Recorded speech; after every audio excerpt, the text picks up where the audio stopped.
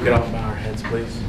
Lord, we thank you for this day and that you've given us to assemble together and the opportunity you have given all of us on this board to serve our county and our fellow citizens of this county. We're reminded today that leadership is service, it's sacrifice, and a willingness to understand. Help us have an open mind to create new opportunities that will help our county grow and prosper when they present themselves. Lord, protect our county, our state, our nation, and all those that keep us safe and free. Let this all be done according to your will and to bring you honor. In Jesus' mighty name, amen. Amen. I pledge allegiance to the flag of the United States of America and to the republic for which it stands, one nation, under God, indivisible, with liberty and justice for all.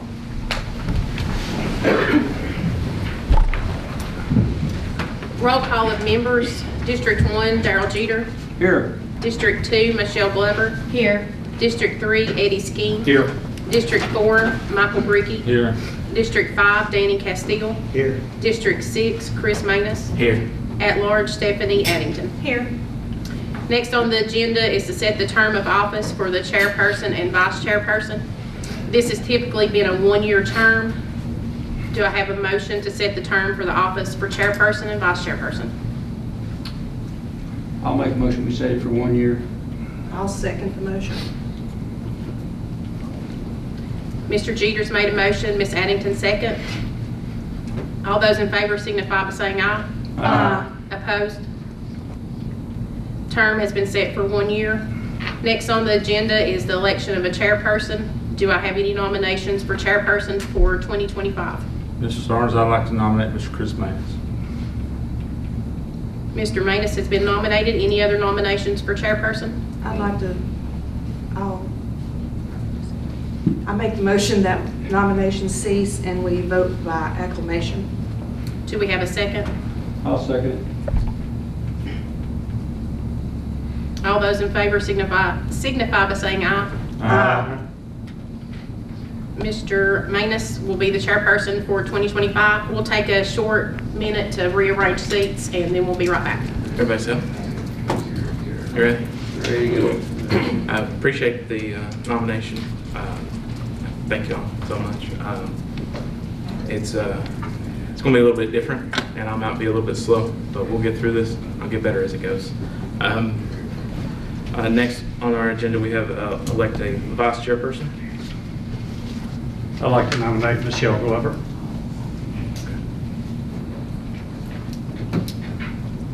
I'll second. Okay. Any other nominations? Okay. Does anybody want to close now? I'll make the motion that nominations cease and we vote by acclamation. I'll second that. Okay. Looks like we have a. Do a call. Oh yeah. All those in favor? Signify. Aye. Any opposed? Like I said, it's going to take me just a little bit to get comfortable with everything. Next on our agenda is setting a meeting day and time for 2025. Do we want to change that? Do we want to keep it like it has been? I'll make a motion we keep it like it is. First Wednesday of every month at 9 o'clock? I'll second that. Okay. All right. All in favor signify by saying aye. Aye. Stands first Wednesday, 9 a.m.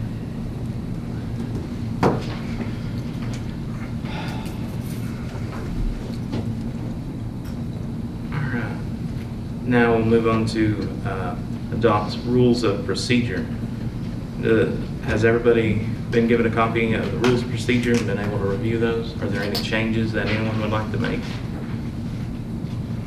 Were there any changes from the previous? I don't believe so. Sally, you can correct me if I'm wrong there. Can we amend these during the year? Sure. as I understand it, they're just our rules of procedure, right, for our specific board, so we have control over those. It's not mandated or anything. Okay. No changes? No? Do I have a motion to accept or adopt the rules of procedure as presented? So moved. All right, I'm going to say Daryl. Okay. Stephanie seconds. Stephanie seconds. That's fine. That was Doesn't too matter. close to call. All right. Next we'll, sorry. All in favor signify by saying aye. Thank you all. Next we'll move on to approval of minutes. Has everybody had time to review the minutes? Oh. Thank you all. Like I said, it's going to take me a little bit. It's fine. I'm a little bit nervous, if you could imagine. Next, we'll go over the approval of agenda. Has everybody got a copy of the agenda, been able to review it? Are there any changes to the agenda that anyone would like to make? I do have an addition. Okay. Covers 2 or 3 little topics. I don't know if we just should include it all under one. I'll go through trash committee update, promise program update. Number 3, preventative oversight on potential problems such as the state line tire problem we recently had. And there are goals for the Richmond legislative session coming up in. Do you think we could cover that during supervisor comment and questions? All these are, All of them sound Sure, like sure. good candidates for that?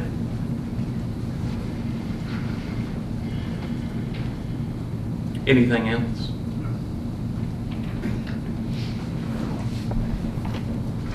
Do we have a motion to approve the agenda then? I'll make that motion.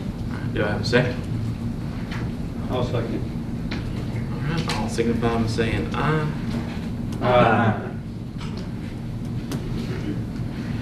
All right, now for the approval of the minutes. Has everyone gotten a copy of the minutes and been able to review those? Are there any changes, additions, corrections, anything like that? All right.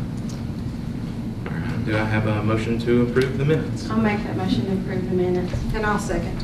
All right. All signify by saying aye, please.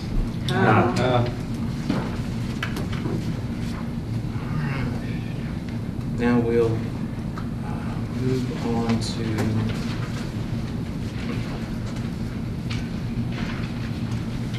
move on to public expression. If you'll bear with me a moment, there's something that I need to read for this. Don't seem to have it. It's on your tablet. Or, You just, well, Yeah, if you don't mind. Sorry. sorry. we will get through it. It's good. It's good. Thank you. All right, so rules for citizen expression. Citizen expression period is a point of meeting when anyone that wishes to address the board may do so. If you wish to speak, please come to the podium and state your name, where you're from in the county, and what organization you represent, or if you're here just for your own self. The board may or may not respond to anything you say, but we will take everything you say into account when making future decisions. Please keep your comments concise and businesslike. If no one has signed up to speak, we have no particular order. We ask that you take turns and speak your business. Any actions will be considered after we close citizens' expression. Has anyone signed up to speak? They have not. The floor is open.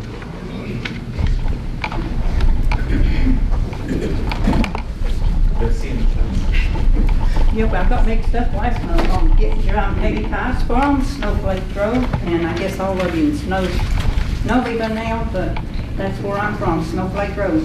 And we're back, going from Snowflake Road, and we're here about dirt roads in Scott County, because they're all bad, any dirt road you're on. And VDOT, they just get enough money for a Band-Aid fix. And we did get some gravel on Snowflake Road, and we appreciate that. And we're hoping and praying when you all go to Richmond, with Mr. Terry Kilgore also, will get us some more money allotted for dirt roads in Scott County.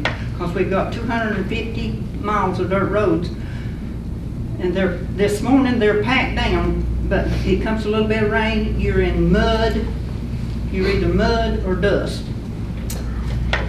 And we also really need cell towers.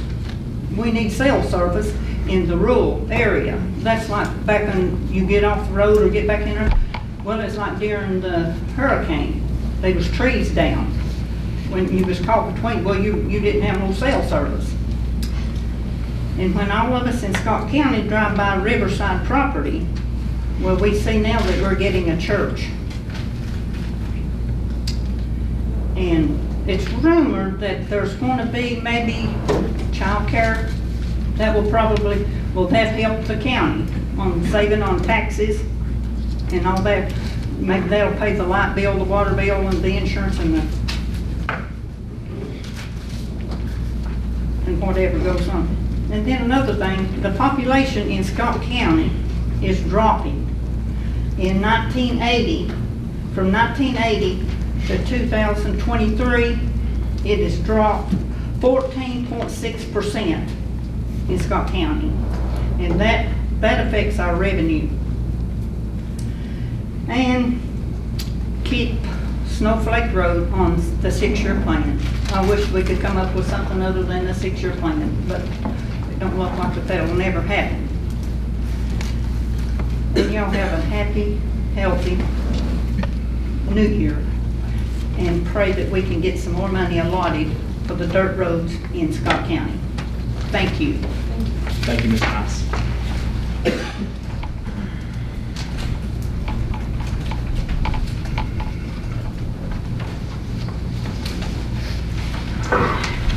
Good morning. My name is Catherine Stallard. I live on Big Moccasin. And I've been here a couple of times about a certain little dog that's chained 24/7, 365 days a year, in 100-degree heat in the summer and 20s in the teens in the winter. But today, I have a different little dog. I have a little beagle, a little miniature beagle that weighed 18 pounds. And her owner had her and her mother and her sibling living in the house with her. And then when the mother died, the caring family put this little dog and her mother and her sibling out in a lot. And I have some pictures I want y'all to pass around and look at the lot that our animal control officer deems okay. I've got pictures. Both bowls, the food bowl and the water bowl, is nothing but mud. And the mother dog died and the sibling died. Well, finally, a neighbor got Jackie Denton, who works with rescue, to save the third little dog. And the thing is, it's not just this dog. There's thousands of dogs in Scott County that are not cared for. And it is the law in Virginia. A dog cannot be chained 24/7. A dog cannot be chained out under 32 degrees or over 84 degrees. They're supposed to have an elevated doghouse. Look at that nice doghouse there. What's left of it? It's just nothing but mud. Something's got to be done, you all. I don't know if I'm going to have to hire a lawyer, if I'm going to have to go to Richmond, I don't know. But the law in Scott County is not being enforced. And if you don't have anybody who can do it, they need to be replaced with somebody who can. Hallelujah. And you just then voted on the time of these meetings for next year. 9 o'clock in the morning, the working citizens of Scott County cannot attend. And y'all know that. Y'all know that. Well, that's the reason it's at 9 o'clock in the morning. Because y'all would have a lot bigger crowd if some of these working tax-paying people could come and attend the meeting and give their opinions. 9 o'clock in the morning, just like last month, I came and I said I'm speaking for a teacher at Shoemaker. She couldn't come unless she took her paycheck and took a day off work to come and attend here, because she's a teacher. She had students. Well, she's here today because it's a holiday, and she's going to speak for herself today. Thank you.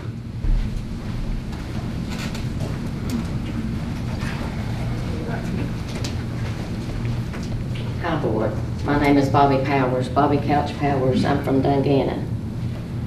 I'm here to address the Board to discuss some misunderstandings at the last meeting regarding the Commonwealth Attorney's budget and request a recension on the courthouse addition vote to allow further research. I'm still waiting on the explanation for $500 a night hotel stays. Furthermore, I want to remind you, Mr. Bricky, that after recently finding out about your likely resignation as chairman, that this will not appease me or stop me from proceeding with your recall petition. I intend to pursue your recall relentlessly. I am giving you the option to resign from the board before I move forward with the recall position. Any findings resulting from the investigation from the recall effort will be posted publicly. Second, I came here prepared to make a public apology after condemning the Commonwealth Office budget. But after research, I would like to apologize for the misrepresentation that Frida and Mr. Bricky refused to acknowledge at the meeting and their lack of communication about the Commonwealth's funding and budget. A simple email would have cleared everything up. However, I had to reach out to Kyle and email him and give him my number, have him call me at his convenience. I set up a meeting with him and Dan to go over everything with me. Scott Services and another program operates under the Commonwealth budget, which wasn't explained by Frida or Mr. Bricky, and accounts for a portion of their budget. I'd like to think this misrepresentation wasn't intentional or designed to ensure the Commonwealth's office looked frivolous in their spending. Next, I'd like to address the courthouse renovation. The current designs do not ensure the inmates will be kept away from the general public. I would like to recommend rescinding the previous vote to allow the board to tour the courthouse and see for themselves how this addition will not be beneficial for the courthouse, employees, inmates, or public. We will be spending $3 million for an addition that is impractical. I understand historic restorations and additions can be costly. However, for $3 million, can we not come up with an addition that will serve the community and keep the courthouse employees and public safe? Please consider looking into this and rescinding the vote to allow further research before wasting further funds. I would like to request the bid proposal with all the expenses. $3 million for a 30 by 100 addition is a little exorbitant. Lastly, I'd like to address the excessive job titles and how transfer helper and group leader are added to the end of people's titles to boost their salary, inflate their salaries. I want to verify that every employee under you all is being paid for a position for 8 hours daily and not receiving a salary for 2 and 3 different positions like transfer helper and group leader. I'd like to thank the board for their time, and I hope you take my recommendations into consideration, and I look forward to your response on my request, especially the $500 a night hotel stays.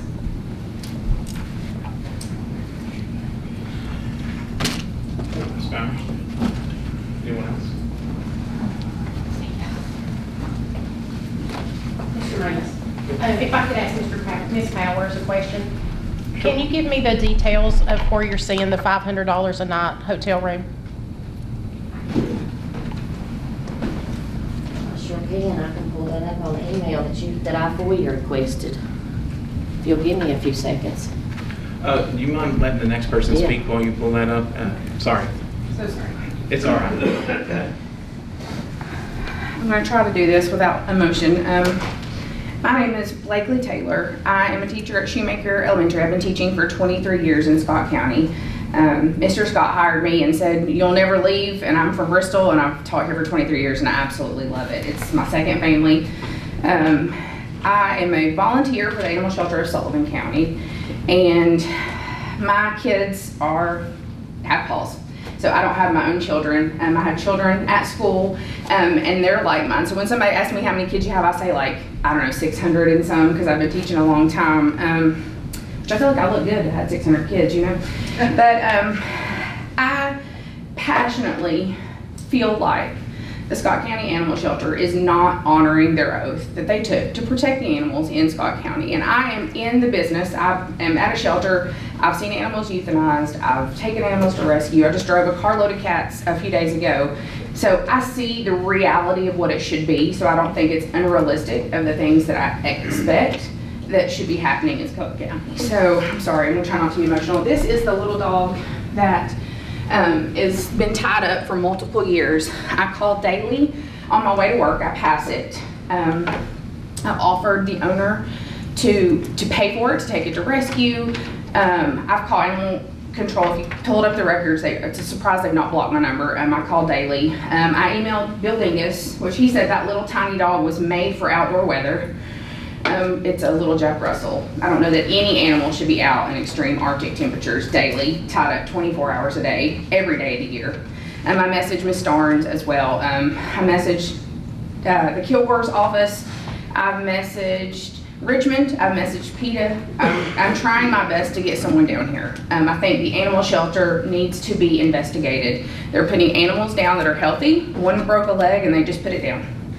I would love to fundraise for the shelter. I do a lot of things for Sullivan County. I've got a big mouth and I like to advocate for people that can't speak for themselves. So for children and animals, I feel like God put me on this earth to do that. And I just feel like, that these animals are being let down by Mr. Dingus and the animal control officers. And I'm willing to help. Our community is willing to help. They don't want volunteers in the shelter because these animals lay on the floor. They don't get treats. They don't get blankets. They don't get anything. I've got a carload of toys that I would love to take over there. They won't let them have it. So I'm just begging somebody to step up for these animals because I don't know what else to do. And they're dying. Those dogs died.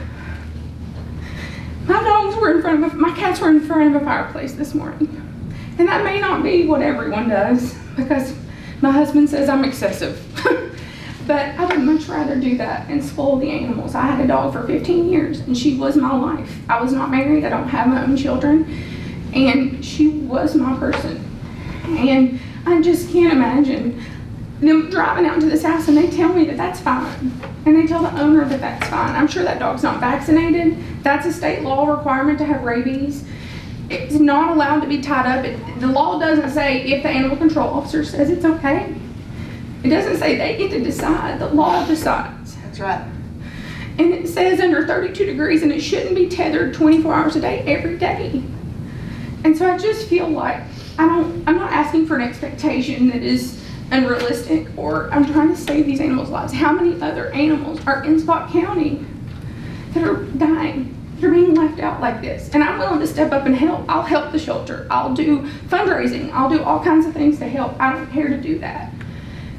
But they don't let people in during public hours. I mean, my friend was not allowed in the shelter to try to adopt a dog. What are they doing in there that they don't want people to see?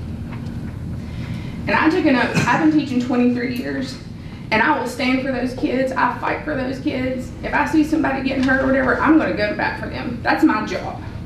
And 23 years later, I still love them. And I still believe in it. They don't believe in these animals. They don't need to work for it. They don't need to be doing their job. If I become a day where I don't like my students and I don't fight for my kids, I need to quit. My oath is to take protection over those kids and do the best thing that I can for them. And I try every day faithfully. And I just wish they would do the same thing for those animals. Our animal control officer in Sullivan County would have taken that dog 3 years ago. And she called to reach out to him. My friends from Richmond have called to reach out to Jake. And they just want to make excuses. But I told them I'll take the dog. I'll foster the dog. I'll pay for the dog. I'll offer the owner to pay. She had a family member that would take the dog in and chose not to. She's doing it out of spite now. But that's going to kill this dog. Every day I drive by and pray to God he's alive. So I know some people think they're just animals, but they're not to me. They're my kids. And they've saved my life. When my mom and my grandma passed away, my animals were there to help me get through those things. So that lady needs to give that dog up, and that animal control people need to step up and do their job. And like I said, I'm willing to help in any aspect that I can for fundraising and anything like that. I get it. It takes money, it takes funds. I understand those things. But I think somebody, please, I'm begging you to please somebody look into it, because these people don't need to have the jobs they have. They just don't care for the animals. And I get that it's clinical in a certain way, but the law's the law. So I apologize, I've not been able to get here before now because I teach, and getting a substitute is like an act of Congress. But I appreciate you listening to me. I'm sorry I got upset. It's just something that I truly believe in. And so thank you so much. I hope you're welcome to reach out to me. If there's a way I can be of assistance for help in our shelter could partner or whatever, then I'd be willing to do so. Thank you. Gaylord Palm Resorts, Matt Bright, 429. That's not the only one, but that's the only one I got time for this morning because I got a job too. They know that. I'll look at that. That's multiple nights. That's not one night.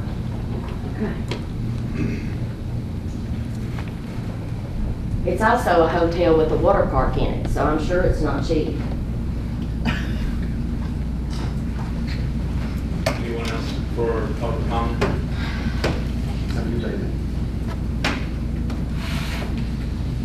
No one else?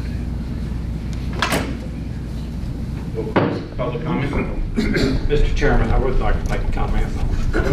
I think we're going to be discussing the process of responding. Is that, we're going to be doing that today? Yes. Okay. But one thing that came up about the animal control, I just had a question about at what point do we follow state guidelines, or what's the requirement of the county to follow state guidelines? Our animal control officer enforces the state comprehensive animal laws. And every situation is different. Every dogs are a variety of species or a variety of breeds with different tolerances for different things. So they look at situations. The dog in question that they're talking about has been looked at several times. Our supervising vet went out and visited the site and found that the dog is in fine shape. The lady that owns the dog mentioned that when she brings it inside, it don't like being inside, it barks constantly till it's back outside. It has a heat lamp in its dog house. And every time that animal control goes by, they go by because they expect a call on their way into work. Just about every day, especially if it's cold, to check on that dog. Animal control in the last 3 years has seized over 70 dogs because of inhumane conditions. So we've investigated those. And we're talking about one animal control officer and a litter control officer that backs them up. You know, that's our manpower. Our shelter has the lowest euthanasia rate, maybe in the state, I know in the region. It's well below 9%. It was down at 3% at one time. It's just ridiculous. The reason that we don't euthanize unless we have to. We went for several years that some dogs are not adoptable or healthy to put back out, and there's no such thing as a no-kill shelter. And in fact, a no-kill shelter is one that's under 10%, I think, euthanasia rate, and we're below that. So we fit the guidelines for a no-kill shelter. But there's situations that come up that we're not going to adopt out an aggressive dog, or we're not going to adopt out a dog that's suffering. So, you know, we don't do that in-house anymore. We take it to our supervising vet, and he is euthanizing for us. So there's kind of a redundancy there on the call for that. You know, if we take a dog to the vet, now, there's other circumstances. During COVID, everybody wanted a puppy. And a lot of people wanted a puppy until that puppy got grown, and they surrendered them to the shelter or put them out. And so we've had an influx of dogs. We've only had a certain capacity. We don't have the resources that Sullivan County has. We don't have the money. When we rebuilt the shelter, I designed it, and we built it for around $150,000. You know, 100 by 30 shelter. You go around to other localities and see what they spent on their shelters and what it would cost. I know Bristol reached out to us and wanted my plans. I said, they're on a piece of grid paper. And, you know, they didn't even consider not spending $2 or $3 million on their shelter, but they could. But animal control, you know, they investigate every call that they get. And, you know, sometimes they work with the owner to try to change the situation for the animal. It may be some situation that the owner can do. The laws are open to interpretation and discretion by the animal control officer by design. You know, just like the tethering, you have to have a 15-foot tether, but if you've got a 5 by 8 dog pen that dog is stand outside, it's not in the law that the dog can't be in that pen. So, you know, you have to look at the situations on it. But I get tired of our animal control officer getting bashed every morning when I know he's out there doing the best job that he can do with the resources he has. You know, I'm all for having more resources, but we all know how you get more resources. Mr. Dingus, would you be willing to let Ms. Taylor help y'all maybe plan some fundraisers so you can get some more resources and whatnot? We're willing for volunteers to be at the shelter all the time. We are not willing to make partnerships that we get bashed on social media with. We want partners, not investigators. I mean, I don't know what she's talking about that you can't go into the shelter during open hours. Other than the animal control officer and the litter control officer can't be there all the time. But we have shelter workers that are there. But yeah, we're open to discussions. What's the process for becoming a volunteer at the shelter? There's a form that you fill out. Just a and form? Yeah. Okay. Yeah. Go back. Any other questions? Thank you.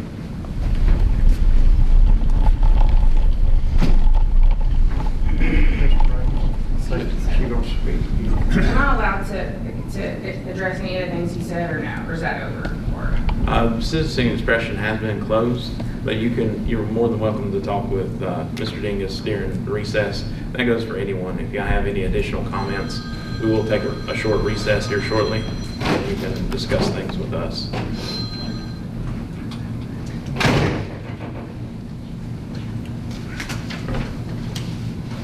Sorry.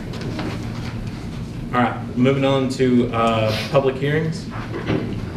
We have a public hearing, 2 public hearings scheduled. The first one will be for a special use permit for parcel 50-A-12, New Leaf Energy for William Johnson III. And I'll go ahead and open that public hearing.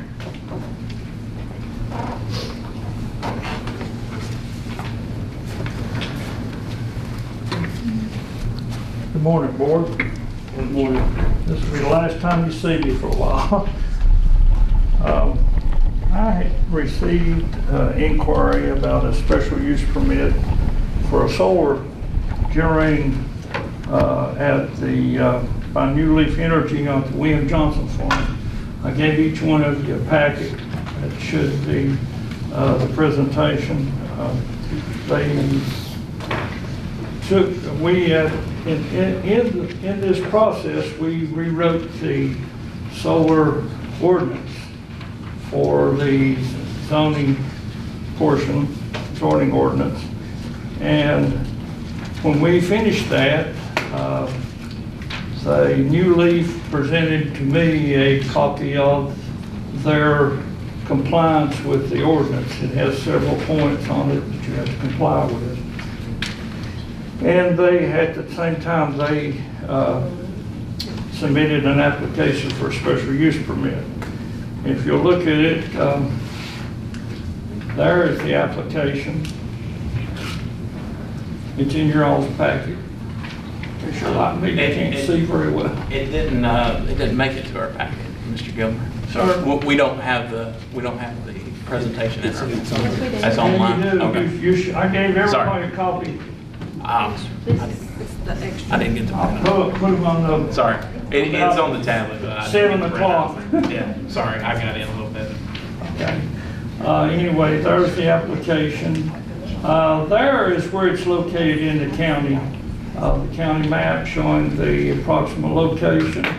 If you'll look at it, that gives you a better idea of where it's at. And there is the parcel that it actually lies on. There is an aerial view of the location of the aerial location of the solar farm where they wanted to put it. There is actually a better rendition of it showing partially the ridges and valleys and everything we need to do.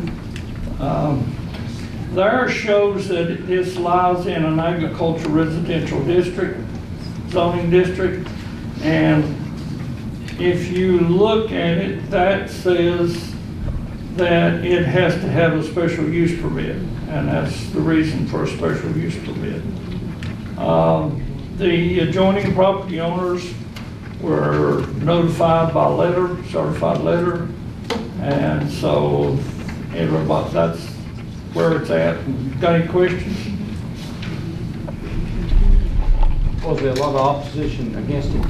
Sir, ma'am? Was there a lot of opposition against it? I have received several phone calls both ways.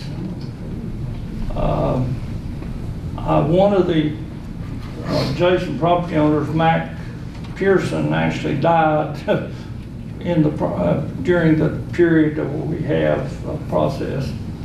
And he called and he wasn't for the process, wasn't for the special use permit. Other than that, there's just various people have called me and talked to me about it.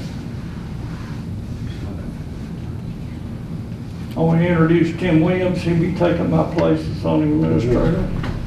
So, got any questions, you can direct it to him. Any more questions? I would make a comment. Thank you for your service, many years of service. Appreciate that. It's been here 2 or 3 years. Appreciate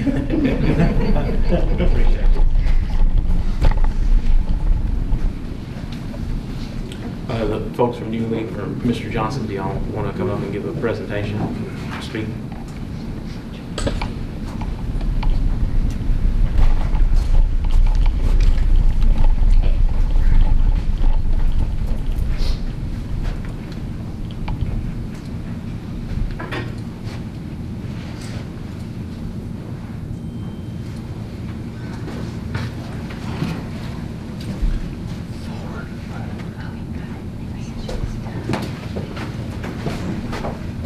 Hi everyone, Happy New Year. Thanks for your time this morning. I'm Jesse Robinson, project developer with New Leaf Energy. This is Quentin Wood, our project engineer. And we're representing Mr. Johnson, who's here today for a proposed solar project on his property off of Rye Cove Memorial Road. So New Leaf Energy, we have been operating for about 40 years as a solar development company. We started with 3 brothers in California and have expanded. We have over 250 employees now, and we've been developing solar across the country, like in Massachusetts, Illinois, New York, California, and Virginia. There are different types of solar projects that can exist. What the project is today that we're applying for would fall under community solar, or it's called the Shared Solar Program in Virginia. So those projects are 5 megawatts or less. They connect to the local grid, and they allow folks to subscribe to the project and receive a credit on their utility bill. Community solar is sort of designed to allow folks, if you can't have solar on your rooftop or your property, it's still a way to be able to participate and receive some benefits. So that would be where this project falls under. And this just also differs or gives differences between small scale, which is what this project would fall under, and utility scale. If you've heard both of those, this project connects to the distribution lines, which is the photo on the top left, like the lines that run along the grid. We would work with Appalachian Power. They're currently studying the project in terms of like what upgrades need to happen. We would pay for those upgrades. Appalachian Power would complete the work. Utility scale is different. Those are usually larger, and they connect to like the transmission lines. So this is not utility scale.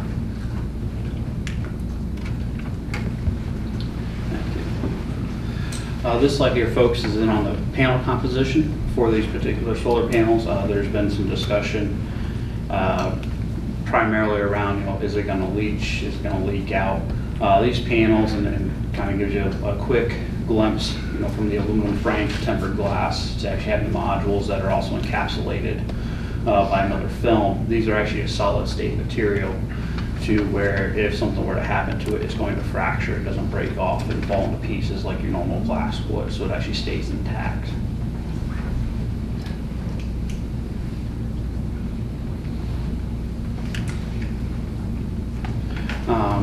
This slide here, we get some frequently asked questions. And stepping off of the panel composition, or do the panels leach? Again, they are solid state, so they are designed to just kind of fracture. So there's nothing in there that's going to leak out, even from the rain and things of that nature. If it was fractured, say during a hailstorm, you had rain coming after, you don't have to worry about anything leaching out of the panels. The panels that we also use are Tier 1 panels, and what that means is that there's a 25-year warranty on those particular panels.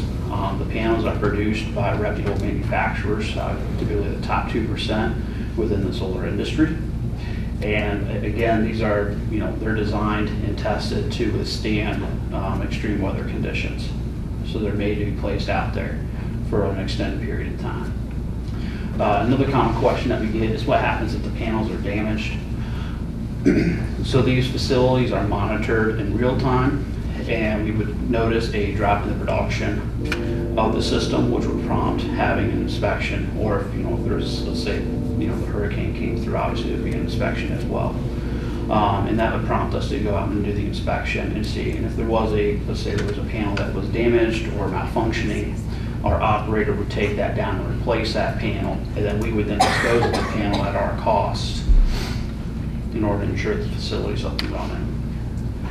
And what I did was I actually reached out to Waste Management within the area, talked to them, and just regarding the panels, if we wanted to, we could dispose of that at the Eco landfill down in Tennessee. Another question that we get is flood concerns, erosion concerns from these solar facilities. We've actually worked with the Virginia Department of Environmental Quality regarding the stormwater and the land service permits. And interestingly enough, the solar panels within this state, they consider them to be impervious. So typically our stormwater is a little over designed in comparison to other states. And the big takeaway with the stormwater regulations is that the site, post-development, the amount of water released has to be equal to or less than what the pre-development is. And that's just to ensure that there isn't a type of erosion, down gradient, and that we're not causing any type of impacts to any downstream properties. This is just a quick picture of some of our existing facilities. These are up in New York. The picture on your left is actually a fixed tilt system, which is being proposed for the RICO project. And all this means is it's going to be stationary, it's going to be set at a fixed angle in order to capture and convert the sun's energy into electricity. And then on the right-hand side, just kind of gives you a general idea for a layout of a facility up in New York State. These photos here on the left, it kind of looks black in the picture. Left photo there, that's a transformer. On the right-hand side of that transformer is just an electrical cabinet, breakers, different types of circuits, communication equipment, things of that nature, and that sits on the concrete pad, generally located within the center or else fairly close to the center of the facility itself. The right-hand photo is the string inverters. So the string inverters are what's used in order to convert it from the DC to the AC current. And those inverters take a couple different rows of panels themselves, converts it over, and then runs it into the transformer where it's then stepped up and runs out to the distribution line. And the nice thing with the string inverters is that you can actually isolate certain areas of the facility so you can still be operating if you have to do any type of maintenance, so your entire system doesn't have to go down.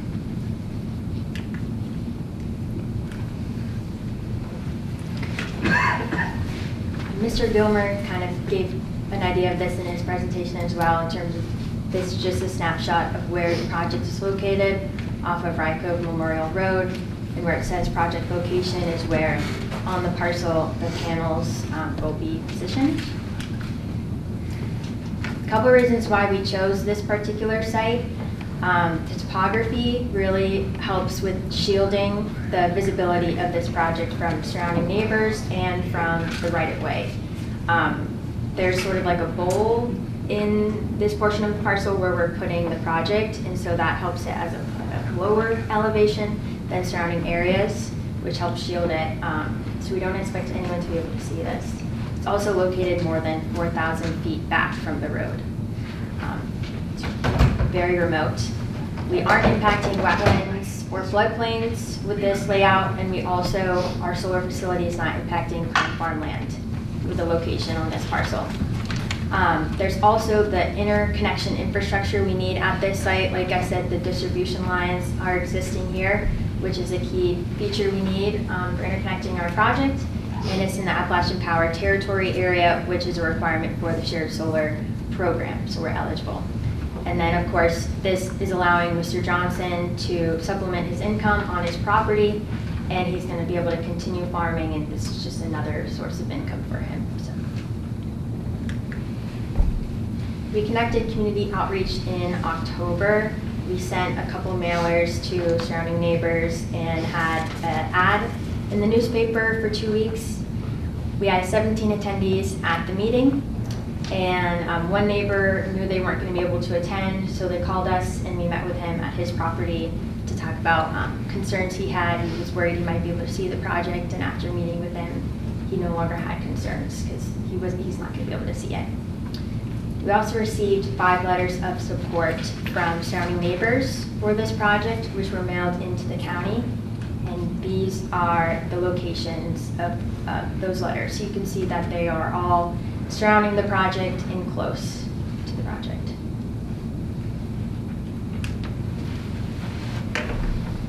Thank you. So this slide here, what I did was I ended up using the county's GIS and overlaid our facility on there so you can kind of see the different adjoining neighbors. And to the left, I actually have the setback distances. These are the minimum distances in the general direction. So on the northeast side there, you have Mr. Johnson's son and I believe the hill property, and that's about 138 feet. The county ordinance is a 100-foot setback. And again, if you get further away from 138 feet as you work your way around the facility. On the northwest is the Ross property, and the facility sitting back over 1,200 feet. On the southwest, the property, our facility abuts Terry Fields' farm land area, and the facility is set back 384 feet from there. And keep in mind, the parcel is also very long. The way the boundary is laid out is it actually tends to follow the run, so that's why I use the USGS topo map. It helps illustrate that the property lines are up on the ridges and the facility is set down into the bowl area of Mr. Johnson's property. Just due to the size, I had to cut it into 2 different slides. So this is the southern portion of the property. And again, you can see Ryco Memorial Road down towards the bottom, and the facility is 4,300 feet set back from the road as a crow flies.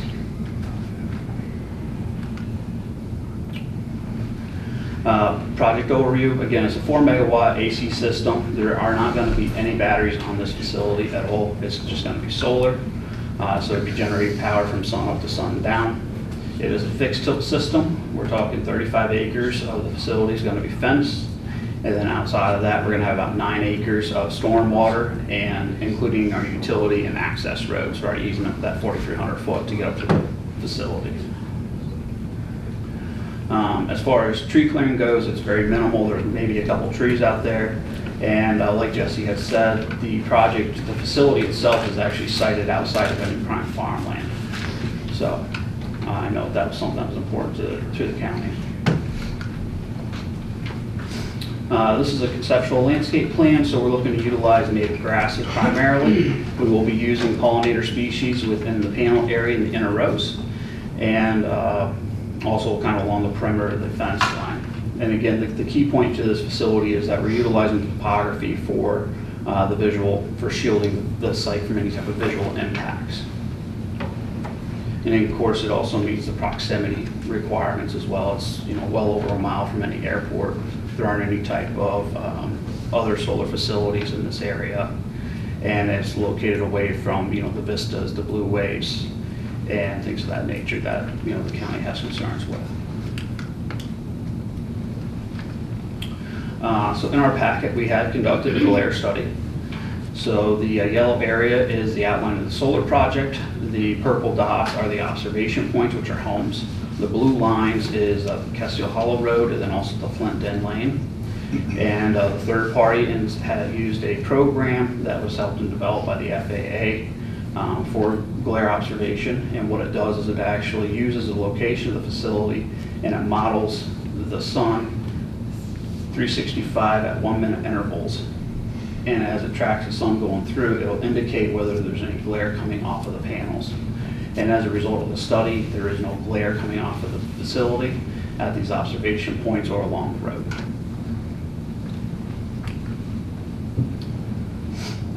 These next couple of slides is just visual sim. So this is a 3D rendering of what the facility would potentially look like if it was to be constructed.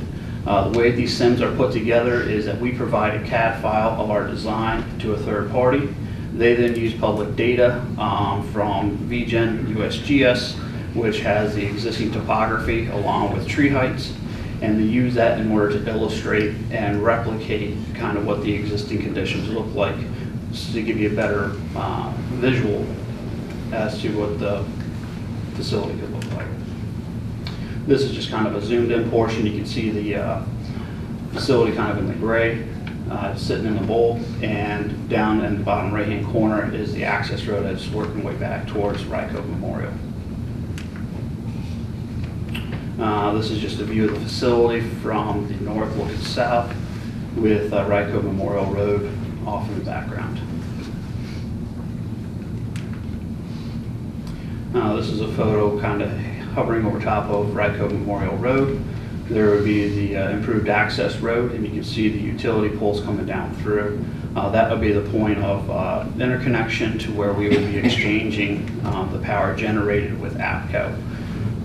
So that's where there would be just additional meters and equipment put in place for APCO in order to ensure the safe exchange. And this slide here is just a couple cross sections. The top one kind of runs generally north and south along the valley, and the bottom one runs generally east to west, so you can kind of see how the facility sits down in that bowl. So as part of our due diligence for this project, we did conduct quite a bit of environmental studies prior to coming in front of you. We did do a phase 1 ESA, so it looked for any type of wrecks or other types of hazardous materials out on site prior to moving forward with the project. We also conducted a wildlife survey through U.S. Fish and Wildlife, DCR, and DWR in order to identify any type of threatened and endangered species. We also hired third-party vendor to go out and do a wetland and stream delineation. which was included as part of our packet. And as Jesse had noted, our facility will not be impacting any wetlands or streams. I believe the closest stream is down towards the beginning of our Rye Cove Road, which we won't be impacting. In addition to that, we also ran a VCRIS, which is with the Department of Historic Resources, to see if there was any type of archaeological or architectural resources on site that would be impacted. And if the project were to be approved today, some additional measures that we take is obviously our stormwater and land disturbance permitting, which would go through VADEQ. As I discussed, we focus in on water quality and also runoff as part of that. And then we'll also do a soil analysis or geotechnical survey out there to where we'll be doing soil bores and also test pits associated with our stormwater basins, and in order to determine the appropriate depth for the foundations for those solar panels. So that would be something that would be conducted after this. This is just a quick snapshot of the VCRIST. A half-mile buffer out from the facility. There wasn't any type of architectural resources or archaeological resources, and we actually used the entire parcel within a half-mile of the facility. This is the threatened and endangered species review with the different buffers. So as you can see, the facility is located outside of any type of threatened and endangered species. And there's no permitting requirements or nothing like that, since we're clear. Construction of these facilities typically takes 6 to 8 months.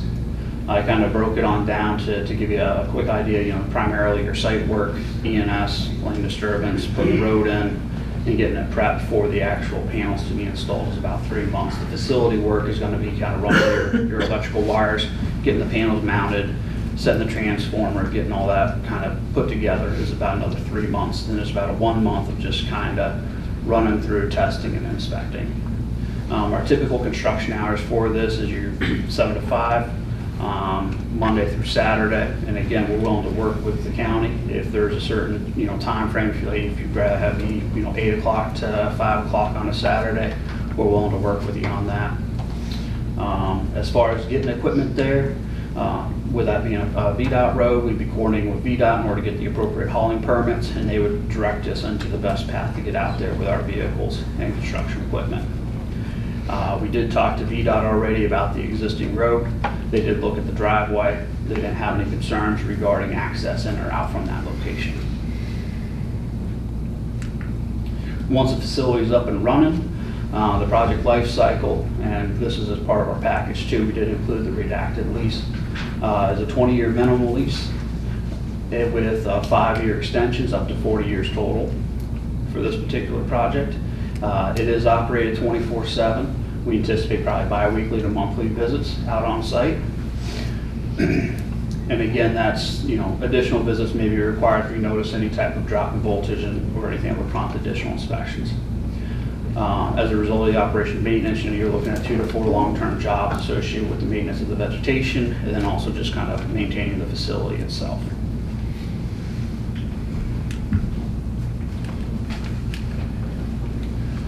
At the end of the project's life, we would be responsible for decommissioning the facility. But however, prior to that, and as a safeguard, the county does have a decommissioning bond that would be put into place, and that would be held by the county prior to going to construction. So prior to getting site or building permits, that bond would have to be in place. And the bond is then renewed, I believe, every 5 years, if not earlier, in order to capture any type of inflation costs. And the bond itself is similar to like an estimate for building a facility. We know how many panels are there, we know what the steel is, and we'll give a professional engineer will put together an estimate in order to actually remove that material, restore the land, reseed it, including not only the above ground but also the subsurface material as well, such as your conduits and the foundations. Again, our project, we do use the Tier 1 panels, and these are considered to be non-hazardous panels. So as far as disposal goes, bulk material of these solar facilities is metal, copper, conduit. A lot of that's recyclable. And actually Bedford County is actually putting in a solar manufacturing facility And then we'll be expanding it to a recycling facility as well, just within the state. But there are some other recycling facilities within the U.S. currently, and we foresee more coming as the solar industry matures. The system removal, we anticipate anywhere from 4 to 6 months. And again, you know, we're responsible for the decommissioning of that facility and the restoration. I'll briefly talk on stormwater management again. The water quality is something that we have to work with DEQ through their VRRM, which focuses then on reduction of nitrates and phosphorus coming off of the soil.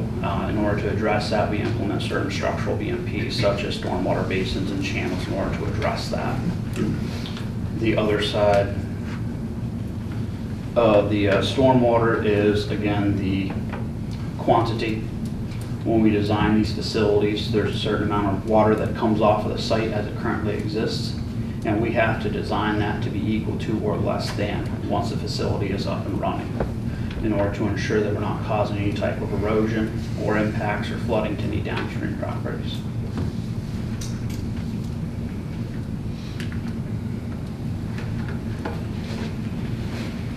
And before I covered this slide, I realized the clicker skipped over a slide previously.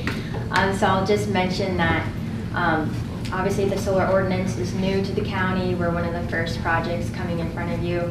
But there is existing solar in the county already, which y'all may be aware of. The Clinch River Medical Clinic has solar on site. They were able to apply, or not apply, they were able to buy right. So they didn't have to come in front of the county. And I think that project's about 0.5 miles from the Clinch River. So just wanted to mention that. But this is a question we get often from community members, so I went ahead and included it as a slide. Questions about, like, will this project affect property value? We've had third-party folks like Colin Resnick, which is an accounting firm, conduct studies on this. What they do is they look at projects across the country and in Virginia. They look at projects that have been built, and they look at what was the sale price of homes before that project was built and after, and they have found no impact on sales price. And the picture here, that was an Isle of Wight County project that they looked at. In terms of benefits to the community, like I mentioned with shared solar, folks will be able to subscribe to the project and get a credit on their bill, which we're estimating at 10 to 15%. And we have a proposed condition that I'll cover in a moment here, but we would look to folks in Scott County first to get subscriptions before going elsewhere, so that people closest to the project have the first opportunity for that benefit. This project, 4 megawatts, it will produce enough power to power about 400 homes. And we also are subject to real estate tax and personal property tax for the county. So the property, if it were to continue with its current use of ag over 40 years, it would bring in about $12,000 in taxes to the county. With solar on the property, it would bring in $421,000 as an estimate to the county. Also, with this solar project, it's bringing in tax revenue, but it's not putting a strain on water and sewer resources from the county, increasing population for more strain on schools. There's not an increase to traffic in the area, and we're covering things at our expense, like upgrading that distribution line so that is more reliable for folks along it. So some benefits from that. And also having solar, having diverse energy in a county and just like more sources of energy can encourage more people to come for development needs. That's a big topic right now, data centers and things like that. So that could be another benefit to the county. So I just wanted to cover these 3 conditions that we're proposing and we would like to be included on the permit for this project. The first one being, I mentioned it already, that we would look to folks in Scott County first for subscriptions for the shared solar program before going elsewhere. So folks here have that first opportunity for that benefit.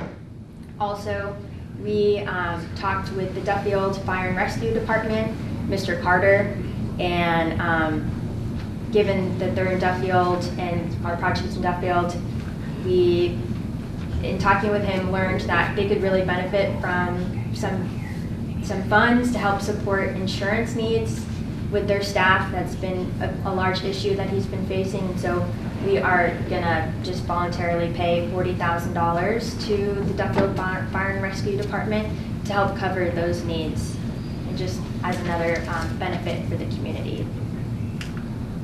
And then finally, this is a long condition that I'll just summarize. It came out of discussion from a neighbor at the Planning Commission meeting who was concerned about the water quality of, there's a spring located on Mr. Johnson's property that he lets folks use to fill up for potable water needs. And there was concern about like quality of that water, since our access road is near but not touching that spring. And the system's about 4,000 feet north of it. So we're proposing that we'll do some tests of that spring water before construction and after construction to make sure that it's still within the potable range. And then every year after that for the first 5 years. And if it still looks within the potable range, then every 5 years following, we will continue to test that water just to make sure there's no change. And finally, obviously it's not a question of if solar can come to the county, because there is that solar ordinance. It's more like, does this particular site work well within the ordinance? Does it comply with the ordinance and meet the intent? So we just called out some items from the ordinance, such as setbacks, which we far exceed for the right-of-way, and meet and far exceed as well. From property lines, we will meet for noise from the property line, as well as height of the solar panels. There will not be an impact visually with this location, given what we've mentioned before, with topography, there's no glare. We have an anti-glare coating on the panels. We're not impacting prime farmlands, which is another consideration in the ordinance. No more than 10% is what the ordinance calls. And this project will not be, it's not located near nor visible from blueways, byways, vistas, overlooks. So we meet and or exceed the ordinance requirements. And this project, like I said, would help just diversify some energy resources in the county, add some more energy, and could encourage more development for the future. So, thank you. Questions from the board? This project, a couple of things I was asked. This project is 35 acres. Is that correct? Any expansion would require new permitting. Mm-hmm. Okay. The business plan for your ownership going forward, can you project how long your company will own the project? Mm-hmm. Yep, so New Leaf, we're a development company. We don't have construction capabilities. So we'll get the project ready to starting site plan review, and then we'll sell it to one of our trusted buyers. We have a small pool that we work with on repeated transactions for projects. There are a couple that we've sold 8 of our other projects in Virginia to already that we'll probably look to first. And then they would take it through site plan review, construct it, and own it long term. And I think per the ordinance, the county would be notified of that ownership change. Any agreements that you make or conditions that you've set out here, they would be honored by those potential buyers, correct? Yep, because anything on the conditional use permit, whoever is with the project company must follow those requirements. You said about how many houses would it power? About 400 homes. 100? 400. 400, that's what I thought you said earlier, but I wasn't for sure. Yeah. The life of the project, how long is that? 25 years? The life. Did you say the life? Probably up to 40. 40 years. Yeah. But your initial lease is 20 with the option 20. to extend. Option to extend with 5-year extensions, yes.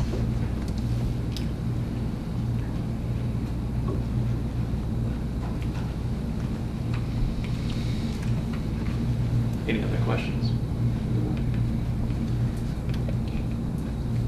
I don't have any questions. Okay. I'd like to hear from the public. Thank you. anybody want to speak on this project? Mr. Gilbert, do you have something to say? Yes, sir. I forgot to mention in my presentation that the planning commission voted not to recommend this project. Okay. Ms. Starnes, what was the split on that one? The vote was 4-3, and then afterwards, it was 5-2. And afterwards, I had a planning commission come and meet with me. The vote was kind of confusing. Everybody was kind of confused by the vote. And they actually they wanted the project to go. So they actually voted the other way. So actually, it would have been a 4-3 vote had the confusion not have been a factor. 4-3 for? The vote wouldn't have changed. It was not to recommend. But instead of 5-2, it would have been 4-3.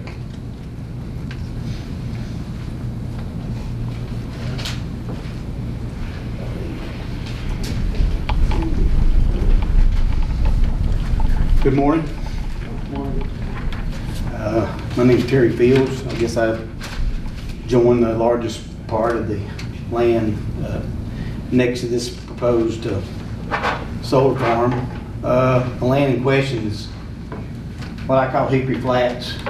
Go down in the bowl and go down into a great spring that people get water out of. But that's probably one of my major concerns, but also there is a noise level from these inverters, goes DC to AC. I don't want that noise letter. But the location of solar farms and other energy producing facilities is perhaps the single most important detail among to be considered making decisions about the approval or denial of special use permit. Number one, require that absolutely no toxic or carcinogenic material will be utilized in any part of the construction process or operation or decommission of the facility. Strengthen the opportunity of those owning property or living closest to the proposed site to have their concerns heard and addressed before the application is approved. Caves, fissures, sinkholes, near the site. This should be strengthened. Streams, sites that generate runoff into the above ecological fragile areas. Dry Cove is one big car system. You can't go very far without finding a sinkhole. You know, and they talked about testing water. It's too late when you get these into the water system. Myself, I'd rather have my health than all the gold and silver. You know, I just don't want it located in Dry Cove. I don't think it's a car system. Maybe there's places that it can be used. If these panels are coming from Southeast Asia, they use, you know, I've researched these slave labor to get these materials. They are touted as being safe, but however, this claim is misleading. It's not uncommon for the glass panels to become cracked or broken due to natural events like storms. When rain falls on the broken solar panel, it carries lead and other materials like carcinogenic cadmium, copper, and aluminum down into the soil below. Over time, polluted soil is washed into nearby sources, streams, lakes, wells. In this way, lead, cadmium spilled from solar farms can contaminate just not the ground immediately below, but also our crops, drinking water supply. Despite the potential for public health risk, this problem is not being addressed with the strength and urgency needed. You know, I just don't think it's the place. I have got a lot of signatures of people just in the Rye Cove area. You're more than welcome to that, and with their name and addresses, if you would wish to see these people that are against it.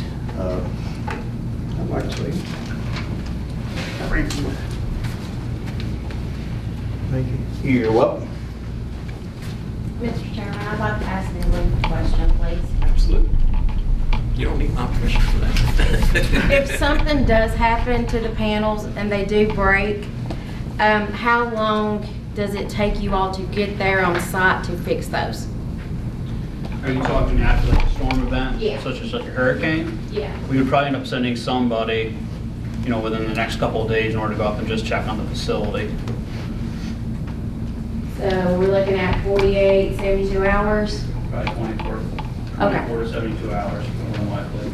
It also depends upon, you know, do you have, is there access, is there trees down, things like that. I mean, Okay. when the hurricane came through, I know a lot of people had problems getting back into there. Again, with these particular panels, they all have a safety data sheet. For anyone that's been in the manufacturing business understands that there is a technical sheet that breaks down the components of these panels. They address any type of safety issues associated with these panels, such as like if you have, and I'm going to go away from solar, if you're dealing, say, with gasoline, that has an SDS sheet, so what happens is it splashes in your eyes and gives you directions how to take care of that. So all these panels that do come do have an SDS sheet in order to address all that, and gives you all the components to break it on down. And like I previously said, these are tier 1 panels. These are non-hazardous panels. The discussion for lead is used in soldering electrical components. It's a very small fraction of the composition of these panels. Primarily, these panels are a silicone, which is made out of sand, and they are layered and they are a solid state, so there isn't any type of liquid within there. Thank you. One other question about that. If these panels are manufactured outside the United States, they still have to meet the EDA or EPA requirements. Is that correct? That is correct. Yeah. Okay. So even if the panels are manufactured outside of there, and a lot of the stuff that we receive in the U.S. is manufactured from overseas. That's just how it is. But yeah, they all have the SDS sheet, and they all have to meet the EPA's guidelines for whether it's considered a hazardous, non-hazardous, or, you know, the disposal of these particular panels. We also have the Inflation Reduction Act, includes some tax credits. It's not like grant money, but just you can save on your taxes if you procure panels domestically. So we're incentivized to do that, and that would be our goal. Just it would be a matter if this applies there. So there is incentives to buy American. Sorry, I didn't mean to go off on a Understands question. Next thing, you know, they sound good. Like I guess a used car salesman to me, but they talked about 10-15% off your electrical bill. I get my electrical bill from Appalachian Power. I mean, people who's haven't heard anything from Appalachian Power myself. Is anyone here from Appalachian Power? I don't get my bill from Greenleaf. I get it from Appalachian Power. I haven't heard anything saying that they would lower your power bill. And that's if you sign up. Any other questions? Thank you for coming. You need, Terry, you need your paper back there, your signature. You know, I don't. If you wish to. I mean, I just didn't want you to run off and leave them. Oh, okay. No, I don't. I did have a question for New Leaf. You said there would be one test per year for first 5 years, and then every 5 years after that. Is it possible to do more frequent sampling in the early year or 2 years of the project? Yeah, I mean, we're open to that. Like, what are you thinking? Well, he had a concern about the water quality, so I don't know the time period. Yeah. But I think initially there was some concern maybe once every 6 months for a couple of years. Yeah, so the condition was put together. I went on to the Virginia Department of Health and what they do for testing, and actually they do just one test every year, beginning and then after. Then actually if the initial test after is good, they then recommend every 5 years. However, we decided to put it down as every 1 year. You could do it biannually if you wanted to for the first 5 years. That's completely up to you.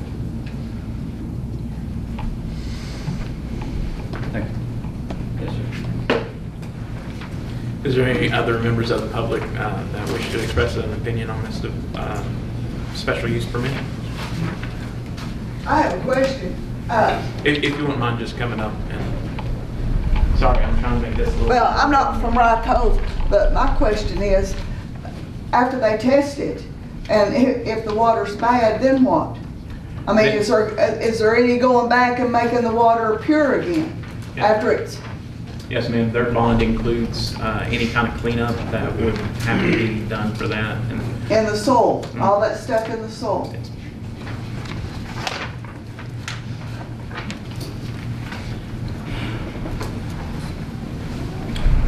Dr. Donald Thurston, there's a couple other things to consider. This would be like a 34-acre concrete slab to begin with. Habitat totally blocked off. My question would be on the thermal index on the solar panels and how far they're raised above the ground and how much temperature impact there would be seasonal below the solar panels. A couple things to think about would be the annelids, worms, and things like that on the change in the habitat and desirability for wildlife. Other bad concerns are things like abated mites, chiggers, and goodies like that, and numerous ticks. It would give it almost a habitat that they could come in and survive the adverse temperature changes and would increase the index. I recommend that people working there use at least Permanone on their equipment and Promethin products to keep the little arachnids and the biters away. So it will change the habitat. It'll change the rodents, the lagomorphs, rabbits and things like that, being able to use depending on the height and temperature. So it's something to think about. It has some good thoughts, but there's always some other repercussions. People don't look at the bigger picture. Anytime you change a habitat, you change everything. Would it be any different than planting trees out there? Pardon? Would it be any different than planting trees out there? You cut anything, you have succession, you have changes, you have land use and animal use changes, everything occurs. So often we think of one thing, we don't look at the bigger picture. So that's would be my concern. And I'm not getting into other things, but my expertise is diseases and basically vector profiles. So that was my concern in bringing it up. Not being negative, I personally would rather see a small modular nuclear facility put in with a lot greater impact, less problems, and a lot more return. The revenue serving on the equalization board for this county, we desperately need to stop losing our best product, our people, our youth, and have something to bring them here and be able to make money. Anything else? Sorry, that was mine.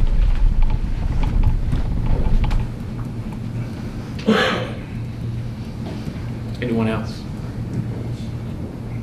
Mr. Chairman, just as a note, on your tablet, there was letters of support uploaded as well that came in after the Planning Commission meeting. Okay. Yeah, I believe there's one from Energy Ryan. Where were the other ones from? They're from citizens in that area. Okay. Okay.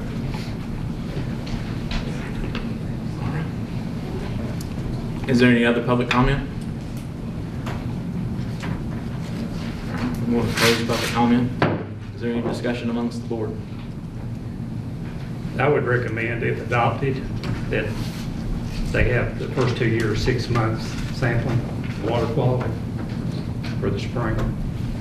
They're going to test it before. They're going to test it, right, and then they're going to test it.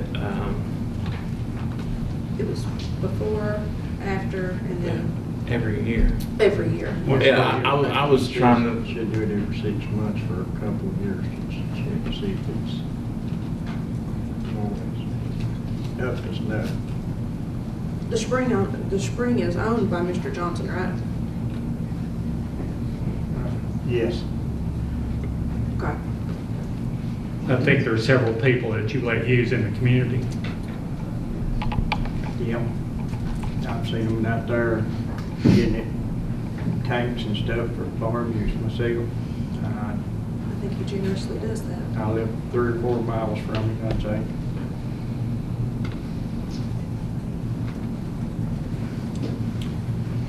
I just want to note that, sorry, are we done with that one? I just want to note that 4 megawatts is a lot of power to be introducing to the grid.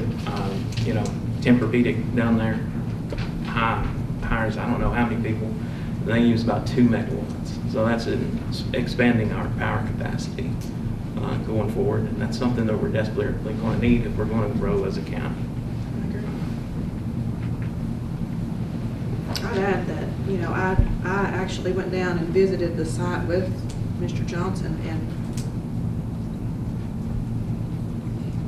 I like where the project is. I like that it's, you know, we talk about his farmland, but I don't feel like that part of his farmland is anywhere near prime. I don't think that it's, he's got his cattle on it now. Don't think you can put any kind of crop because of the way that it rolls and the rock, the bedrock in there. It's a mile. We were on the road for a mile off the main highway. Has anyone on the board not been out there? Has everybody? I've not been, You've but not I know where it's at. I've not been, but I've been on his farm before. Okay.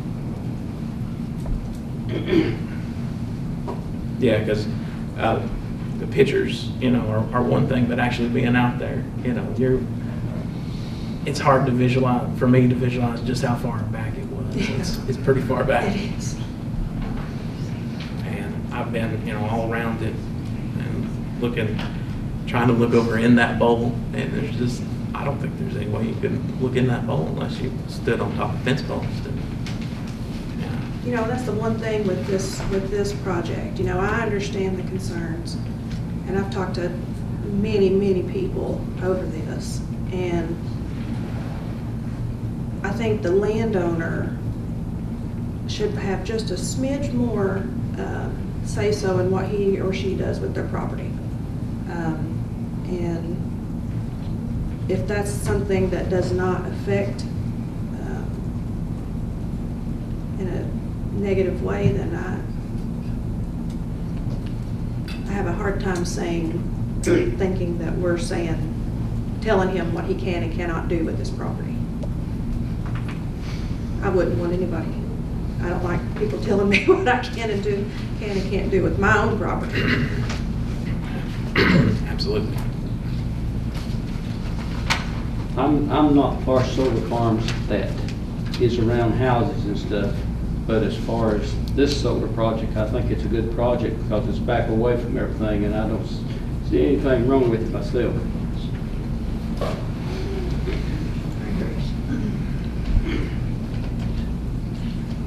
Any further discussion? Any other questions? Okay. Since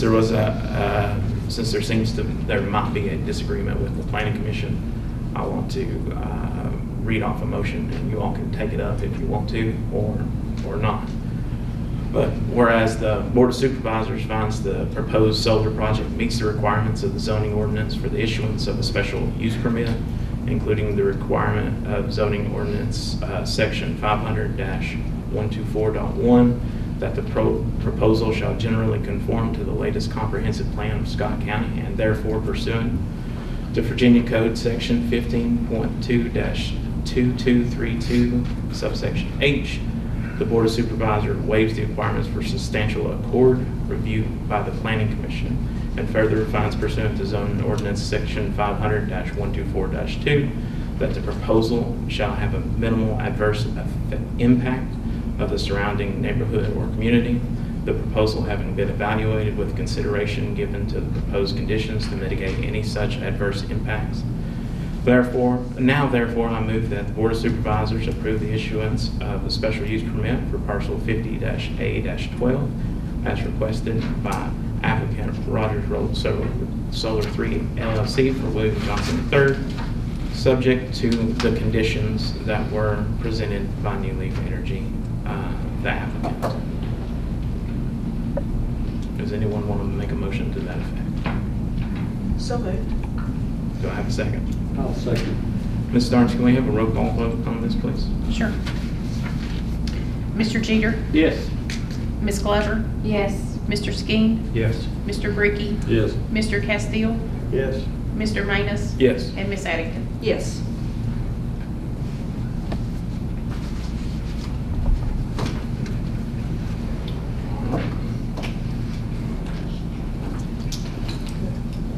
All right, with that one concluded, let's move on to the next public hearing. Public hearing to dispose of real property held by Scott County under an order of forfeiture, with said property ordered to be disposed of by judicial sale executed by a special commissioner, and said property being 4533 Bristol Highway, Gate City, Virginia, tax map number 149-A-22. And I'll open public hearing on that. If you wish to come and make a comment about that.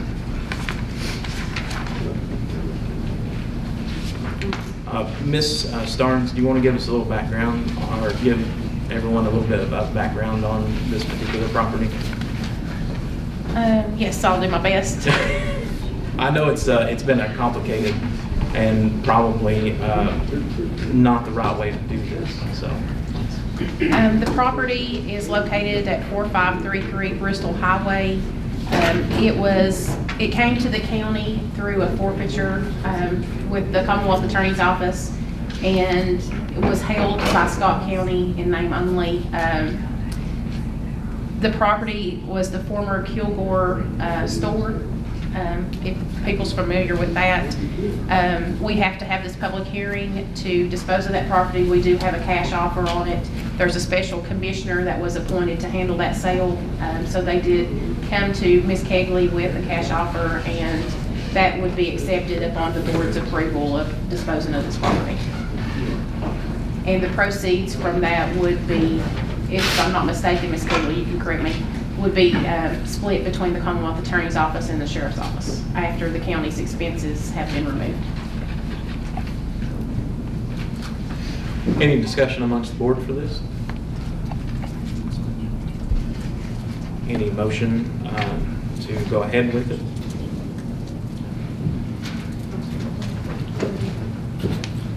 I'll make a motion to go ahead with it. I'll second. Everybody vote by saying aye. Aye. And that is public hearing B. All right, and we'll start with new business. First on the agenda is Commonwealth Attorney Kyle Kilgore.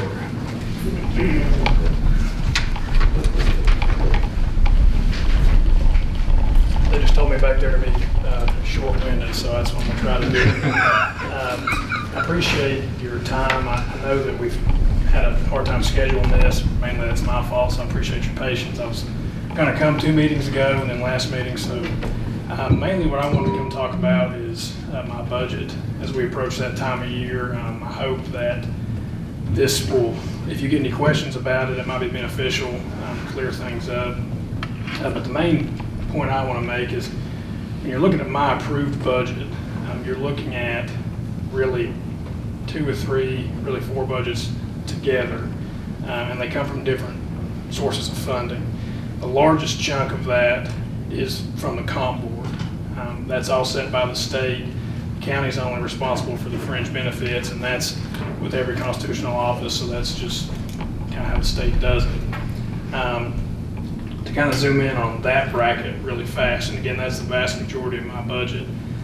There's a lot of questions about, well, why do we have so many attorneys in our office with Scott County's population being what it is, probably around 22,000, 23,000. The comp board sets the amount of attorneys you get and the help you get in your office off of caseload and not off of population. The only thing that's based off of population is actually my specific salary. I'm in the lowest pay tranche for Commonwealth's attorneys. If you look north to Wise, they're higher. You look east to Washington County, same thing, they're in a higher pay tranche. So we're kind of, a good place to compare us to is Lee County. They're about the same population, and Fuller and I are in the same pay. But again, that's the only thing that's based off of population. The rest of it is based off caseload. So we get that question all the time. And again, I probably told y'all this individually or talked to you. I feel like a broken record here, but Scott County's proximity to the Tri-Cities heavily affects our caseload. Really we're within 30 minutes from the state line of all three of the Tri-Cities, Kingsport, Johnson City, Bristol. And you can actually even see geographically where Lee County's caseload is not as high as ours because they're a little bit more secluded. There's not as much traffic coming across. And we have US 23 and then 26 coming right there and into the state line. So that really affects our caseload. That's why we have 5 attorneys, including myself. And I'll kind of get back into that. I don't want to bounce all over the place, but I kind of want to walk through bracket by bracket. Our second biggest chunk of my budget is the Scott Service Program, and I've been here many times and presented on that, so I don't want to belabor that point, but that's our second biggest chunk. A little history there. I think there were several times that my predecessors, Judge McClung and then now Judge Johnson, tried to work out a deal to get this program going. In 2019, they were able to agree for the funding of the Scott Service Program. And then since its inception, it's saved the county roughly $5.8 million that the county would otherwise have to pay in jail costs. It saves approximately about $1 million a year, and the program itself costs about $300,000. So you're getting a net savings of around $707,000. And of course, we're always trying to expand that. And again, that's included in our budget because we have hiring and firing power that was negotiated before my time, but that's just how it's set up. The third and smallest bracket is our victim witness grant. Every Commonwealth Attorney's Office has that. Ours is about around $100,000. It funds a victim witness coordinator, and then now, actually the grant was cut. It's now a part-time position for an assistant. And again, that's from a federally funded grant. That is based off office size as well and population. Your larger Commonwealth Attorney's offices and larger localities will have larger victim witness grant, and that's kind of based off caseload as well. And lastly, we have our domestic violence grant. We've had that's actually one of our oldest positions next to our Commonwealth Attorney position. And we've had it for about 20 years. It's a part-time attorney position. So again, when you're looking at my budget as a whole, that's what you're looking at. And again, that's our approved budget. We always try to come in under budget, and I think we have since I've been here, and actually many years in the past as well. A few things we try to utilize to save where we can is vacancy savings. An example of that would be, actually before I got elected,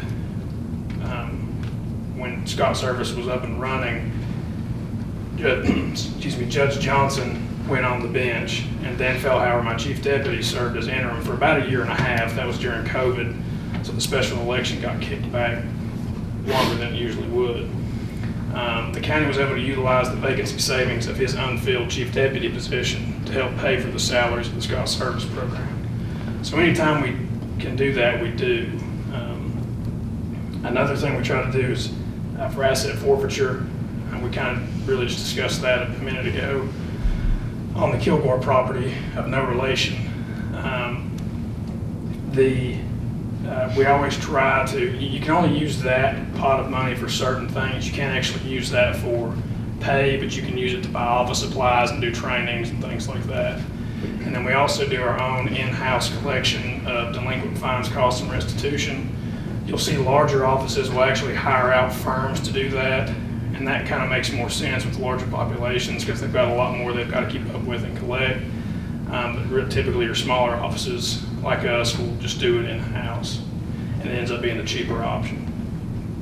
Now, as far as caseload is concerned, out of the 28th, 29th, and 30th judicial districts, that includes Bristol, Smith, Washington, Russell, Buchanan, Dickinson, Tazewell, and Lee, Scott, and Wise. We are the second busiest county as far as caseloads and circuit courts concerned. That's felonies and circuit court. Again, that goes back to our proximity to the Tri-Cities. That's not saying the Tri-Cities is a crime-ridden place. It's just it does affect our caseload. We kind of go back and forth with Wise on who's in second place, and then Tazewell, already being a larger populated county, has the same issue we have. They're number one far and away of everybody because of their proximity to Bluefield. So they have kind of the same issue that we have. So if Scott County was kind of off by itself, we probably would have 2 to 3 attorneys in the office, just if you look at similarly situated counties. Another thing there was quite a bit of criminal justice reform that took place roughly 2017 to 2019. They kind of turned it on its head. Everything became very, very pro-defendant, and you can have an argument if that's a good thing or a bad thing, but that's just the nature of the game now. It increased our responsibilities quite a bit. So if you saw our budget jump up from the comp board standpoint, the state did give raises to coincide with those increased responsibilities. An example is they completely changed the probation violation guideline system, which increases our responsibilities. And again, that's actually if you look at our caseload, a vast amount of our caseload is probation violations for people who get put on probation. And we have to monitor them and all that. We also cannot elect to do jury trials or bench trials anymore. That's now completely up to the defendant. They've gotten rid of jury sentencing. And again, there's a laundry list of those things I can provide you with if you're interested. But that's just things that affect our workload as well. As far as our comp board positions are concerned, I think I've explained this to several of you before, but we actually have 4 career prosecutors in our office, which is kind of unheard of for an office our size. It's a comp board grant that you can apply for once a prosecutor hits a year mark of continued service as a prosecutor. It helps us stay competitive on our pay scale. Recently, in the last 5 or 6 years, we've lost pretty experienced prosecutors, 2 to Bristol City, 2 to Washington County, Virginia, 1 to Washington County, Tennessee. That was the most recent, and again, I hated to lose her, but she got an offer that we just couldn't match. So that's kind of always the tug of war you're playing as Commonwealth Attorney's Office, is keeping good people in the office. Because typically what happens is you'll get people fresh out of law school, they'll prosecute for 2 to 3 years, they'll get their sea legs under them, get some trial experience, then they'll go to the private sector or they'll go to the defense, and they can make double or triple depending on where they're at. So the career prosecutor grant helps us stay competitive, and that's all comp board funded as well. So for us to actually have 4 in the office is it's a huge blessing, because we've got quite a bit of experience. So that's what you kind of see if you've seen a jump up in our budget from the comp board standpoint. That's where it comes from. And again, with Scott Service, I think it's a great program. It saves the county money every year.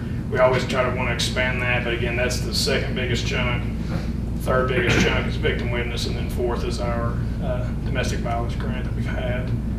I'm trying to think what else I wanted to communicate. I think that's all I have. I didn't want to keep you guys here too long, and I hope that was concise and clear. If not, I think you all have my phone number. Just call me, and I can try to answer any more questions. But I know we're kind of approaching that time of year again. So, do you guys have any questions for me? I just want to say it's very informative to know that your funding is based on caseload. That's a hard road to hoe for us, being so close to the Tri-Cities. Like you said, it's not that the Tri-Cities are crime ridden, there's just more people, right? And that means there's more people through here. Yeah, there's around, I may be wrong, so I may be wrong for the TV here, but there's around 500,000 people that live in those cities and then in the in-between area, and that's 30-minute proximity to us, so that's just going to increase our caseload.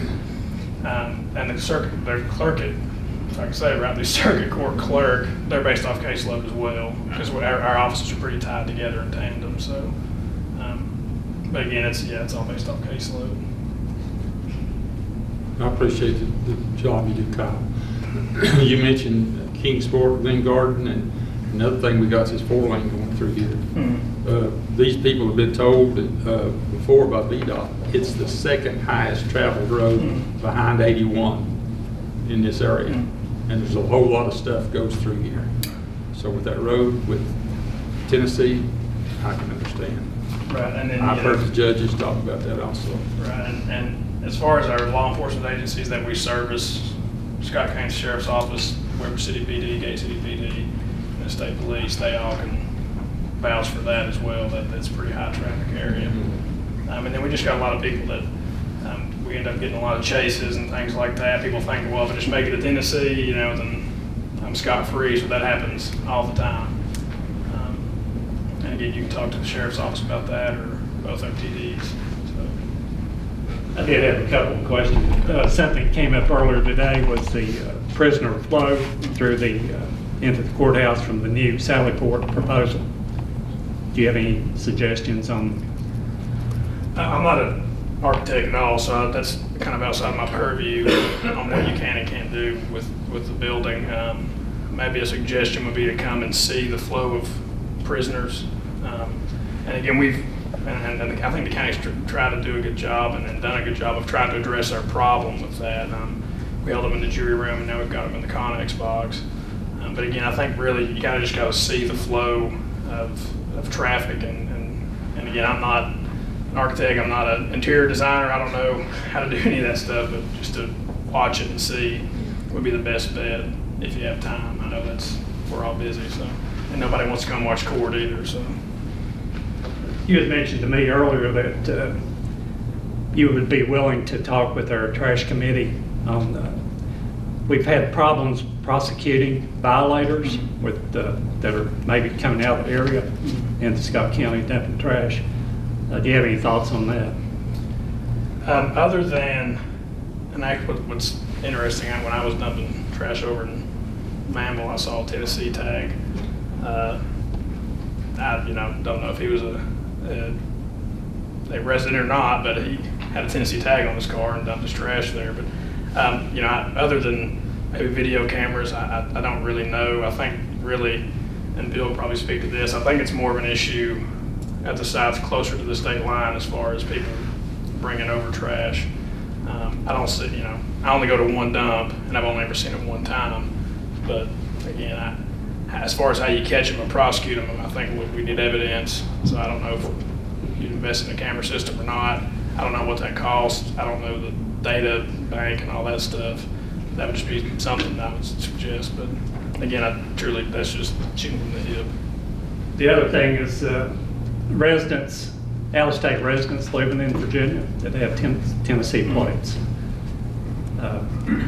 Is it 60 days, consecutive days? Are you familiar with that?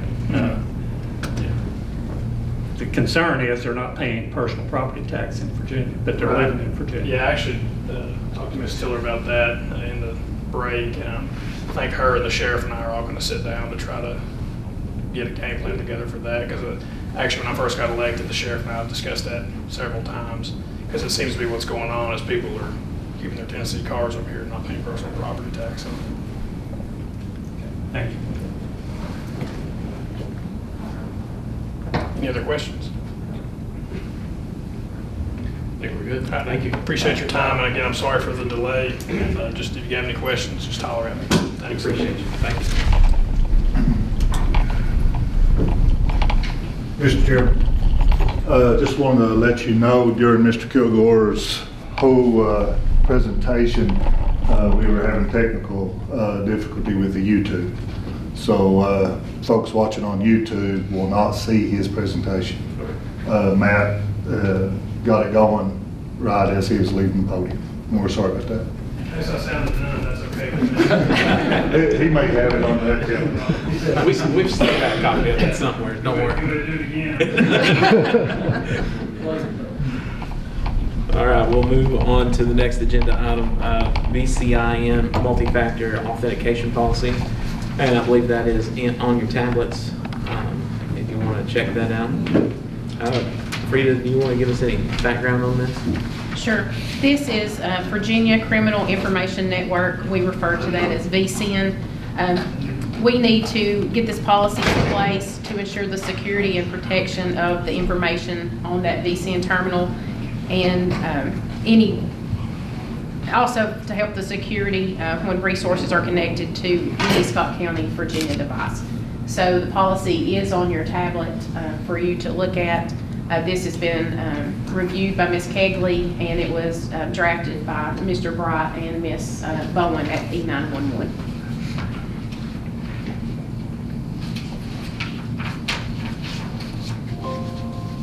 And all you need from us is a motion to adopt this policy. That's correct. Okay.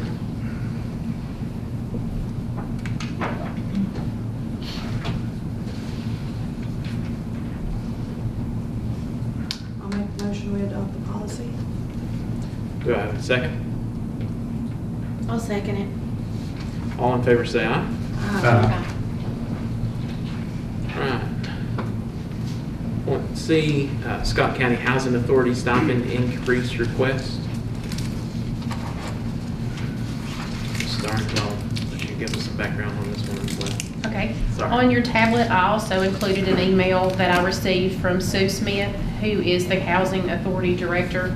Her board is requesting that the stipend be increased from $50 to $100 per meeting for the Housing Authority members. This was discussed in October 2023. At the time, those outside groups were getting $25 per meeting. And in October 2023, that was increased to $50 per meeting. Increasing this stipend for the Housing Authority to $100 per month would cost an additional $4,200 per year just for the Housing Authority. Is their pay in line with the other boards that we have? All the boards are the same. They actually requested, I believe it was $100 in October last year when the board took this up. Okay. And it was decided that they do $50, and instead of just the Housing Authority board getting the increase, it was all the boards would get the same thing. So if you're on a board that gets a stipend and you opt to get that stipend, they're all currently $50. Okay. So So if we did all the boards, what would the increase be? Yeah, it's just $4,200 for just the one board. I didn't add it all across. How many the board. other boards are there? There's probably 5 or 6 that aren't there. There's several, yeah. There's the Planning Commission. I think PSA pays theirs directly. Then you've got the Housing Authority. So there's different ones. The Regional Jail, but it's more than this one because it's a different type of entity. They were, I think 50's the most they've ever been. Correct me if I'm wrong if you've been here longer than me. But during budget cuts years ago, they were reduced down to $25. Mr. Jeter may remember that. That's why they were originally reduced, was because of budget constraints. Well, are they asking you to consider, or us to consider this in the next budget for next year? The email didn't specify. I was assuming like now. That's how the email read to me, and I did include that on the tablet. It didn't specify in the upcoming budget year. So do they have monthly meetings or just one monthly meeting or? Is that correct, Sally? One meeting a month? And was it your understanding it was, they were wanting the increase now, not during the upcoming budget? He assumed, I don't know for sure. Yeah, if you don't put a date on there, you might as well assume that they want it now. Yeah, it didn't specify that it was for the upcoming year. Right. Yeah, I don't think. I feel like it needs to stay the same because it's not fair if we increase this board and not increase the other boards. And as of right now, I feel like it needs to stay at 50. And it could be something that you consider during budget. If you see that you have the money and you want to increase those across the board. Yeah. Yeah, I mean, we may think about it during budget, but I don't see us having a pot of money that just springs up from somewhere. The can of worms. Yeah. All right, so no action on this one. D, Webb Road, Route 662, request for abandonment. I'm sure you all got the emails. Mine got caught up in the spam filter for some reason, but the property owner out on Webb Road, that's on both sides of the road, request an abandonment of the road. Frida, do you want to give any more background to that as well? I can. On your tablet, I also included some information about this. I found minutes from 1983 when this road was requested to be abandoned, and the Board of Supervisors at that time denied the request.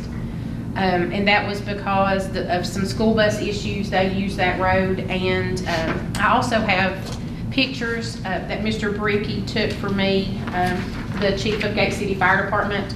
There's a couple of them, and it's showing a fire truck trying to make the turn from Hill Station Road to Starnes Bluff Lane. Instead of, if this road was abandoned, they wouldn't be able to use that pass through. It's just a shortcut road in that area. So I'll pass those around for you. I also included the letter that you received from Mr. and Mrs. Test that owns the property that's on both sides of this road. If you wanted to pursue abandonment, the process would be to post notice at both ends of the road for 30 days and then hold a public hearing. I've also talked to Mr. Harmon at the school bus garage, and I think they still have some concerns if the road was abandoned. And I also have communicated with the Virginia Department of Transportation engineer. They don't have any opposition for abandonment, just for their sake. So those are just some things to take into consideration when you're looking at this.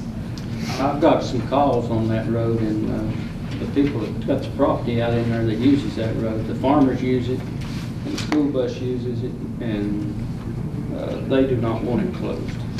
That's outside of my area, but when I saw it come out in the Times News that they were trying to close it, I called, first of all, Dexter Harmon, who's over the bus garage here, and he went out with some people and took a look at it. And I'm very familiar with it. Back for 70 years, I used to help farm over there. And I've been in every field and on tractors and trailers going up through there, and there's absolutely no way that you can make the curve as you go down to Webb's store up going to Hill Station that way. Even back then with a small tractor and a trailer, you couldn't make it. And now with these trucks these farmers have and long trailers, they absolutely have to have the Webb Road shortcut up through there. I'd say that road is over 100 years old. And right now, VDOT needs to go in there and put gravel down. But that road needs to stay where it is. And as far as buses, I lived where Mr. Thurston lived for a few years, and that was my grandmother's farmhouse. And I worked out of that for a long time. And I drove a bus in the county for 13 years and taught over Rock Cove. And I left my bus parked there, and I'd have to go down, hit Webb Road, and start picking up on Hill Station for a long time in a bus. So I know where Dexter and Billy drives the bus over there now. I know where they're coming from. And you cannot turn, if you came down from Kimblertown, from Starnes Bluff, and look for a place to turn that bus around to go back to Hill Station, you'd have to go all the way to Copper Creek, down to Miles Quillen's old store to turn around. There's no place to turn a bus. So that's my thoughts on it. We do not need to close this road. Danny, come on. Danny Calvin. I think I could speed things up, speak for the rest. Mr. Bricky's already covered most of it. My name is Danny Calhoun. First of all, I'd like to thank each and every one of you, the county administrator, all your board members for the job you do. I know it's a tireless job. I know it about 95, I've worked in public before, about 95% of people that contact you is wanting something. And I know that you can't please all the people all the time, but hopefully common sense will prevail. Bill, do you have a picture of that? Yes, sir. I don't know if I can turn this around, monitor and point out, but here's the point. I mean, Mr. Bricky's, I was able to point out that he lived there. Danny Castile may be familiar with it, probably is. The rest of you is not. But if you're going to vote yes to close it, I ask one thing of you. Go where and turn around at Webb store and come back and turn right. I have an extended cab or long wheelbase truck pickup truck, I can't even make a bend there without backing up. I own the farm on Sergeant Bluff. I own the farm Beagle Club Lane. If that road's closed, if I'm coming from Sergeant Bluff with any hay, equipment, anything, I have to go all the way, I would have to go all the way to Copper Creek, down Copper Creek to Manville and back up, back in Beagle Club Lane to my farm. So, I mean, that's just where I'm coming from. But to me, of course, all y'all that's in opposition, stand up, please. The road being closed. Now, I looked to see some of them, and I can see 4 or 5, thank you, 4 or 5 that own property with a road through it. I own 2 parcels of road through it. That's not criteria for a road to be closed, in my opinion. But that's not the point here. The point is the safety of everyone traveling that. Now, if I can find it, I'm half blind and can't hear either. Speaking of which, it would be nice if y'all did something with those speakers that where we could hear back here, or I could hear anyway. Amen. All right. Yeah. I own the farm on back this way. We're coming down Hill States Alley,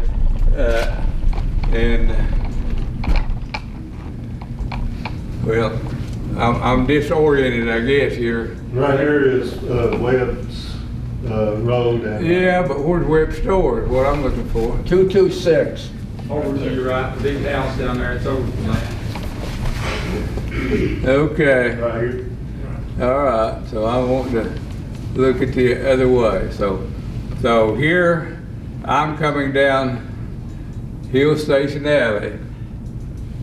And the proposed is that I would have to turn back. Now I'm still backwards, I believe. Let's pull it the other way, Bill, please.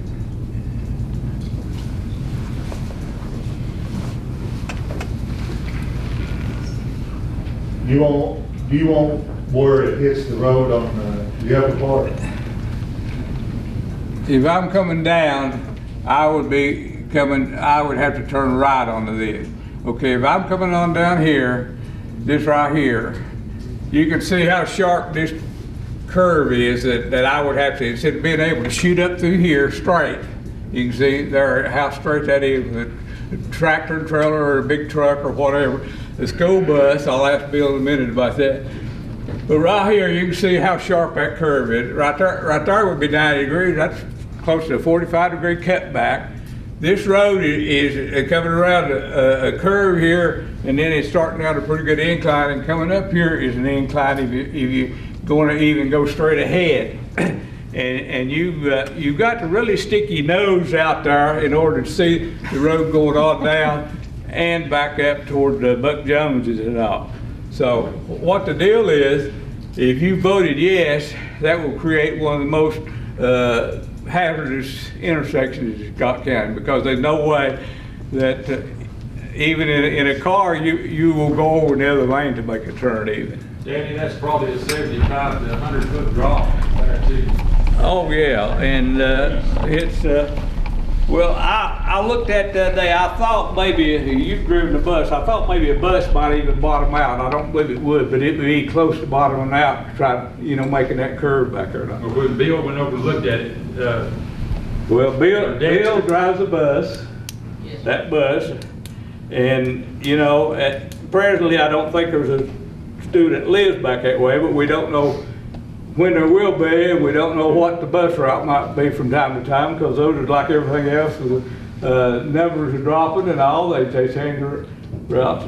Dexter's is the bus garage foreman over all the buses routes and everything, so he's here in opposition, so that tells you a lot.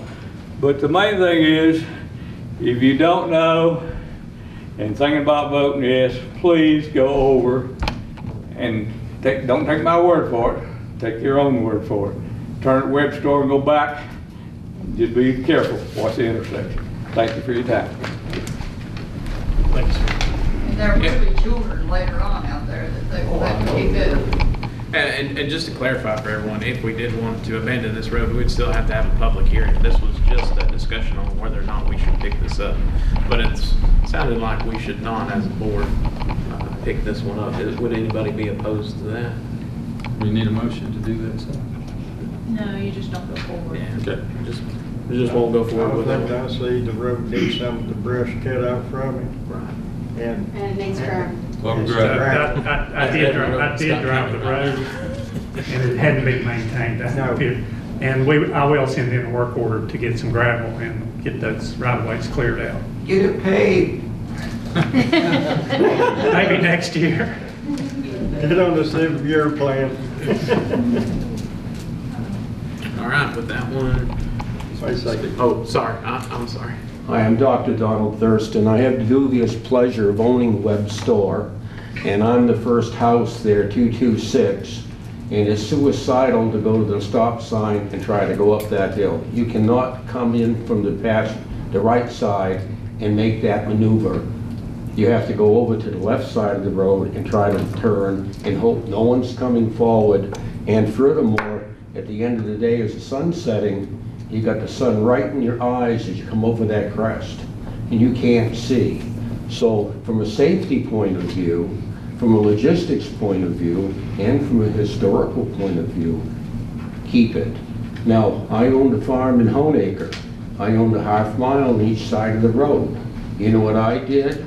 I put a culvert under the road, permission from DOT to take care of the problems with my animals and everything else passing. So that'd be my suggestion. Thank you for your time. All right, we'll move on to bookkeeping items. Please appropriate $890.19 to Park Golf Course merchandise for resale, 1000-71110-406009 for a reimbursement receiving deposit at Treasurer's Office. Appropriate $577.14 to Sheriff's Conferences and Training, 1000-31200-405540 for reimbursements received and deposited, and appropriate $350 to Sheriff's Repair and Maintenance of Vehicles, 1000-31200-406009 for an insurance claim received and deposited at the Treasurer's Office. We have a motion. Second. Everybody in favor say aye. Aye. Before we move on to appointments, I would like to read something into the minutes. When I spoke for the motion for the Rocco Solar Project, I did the wrong LLC. That was me looking at something wrong, but it's Rocco 1 LLC. And I just want to make sure that that gets into the minutes as what we intended for that statement. All right, on to appointments. And you have two positions for the Housing Authority. Philip Owens and Jack Compton have been serving. Jack Compton reapplied, and he is your only applicant. So 2 positions on the board.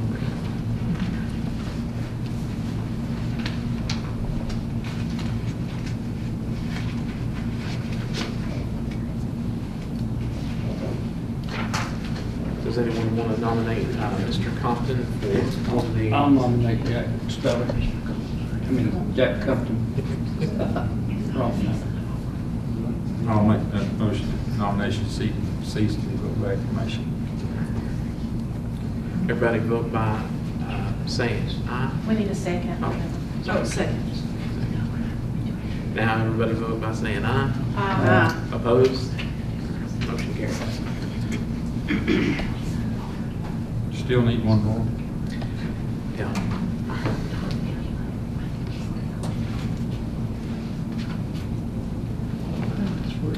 All right. Do you want that one re-advertised? Yes, please. And if anybody knows anyone that wants to get involved with the county, please let them know. Could you kind of describe what that position is? The Housing Authority oversees like the HUD vouchers, and they have locations in Duffield and Gate City and Dungannon. And as far as what the board actually does, I'm not that familiar with. Ms. Kegley is Well, I was director. just wondering what the Housing Authority did. I wasn't sure. Okay, yeah, they oversee the apartments in Duffield, Gate City, and Dungannon. Moving on to county attorney's report. Ms. Katie? I'm happy to answer any questions you all have. I wanted to clear up something. I was asked to clear up something from last meeting when you all adopted the personal property tax exemption ordinance. There was confusion about the logging equipment wording. I sought more clarification, and the intent of the legislature when they amended the code to add the logging exemption, logging equipment, was to allow a local option to exempt logging businesses like farming businesses. So when you all adopted that ordinance with that language in there, that exempts logging businesses as well. That was our intention. It was just muddled through everything. That's fine. Thank you, Ms. Katie. Any other updates?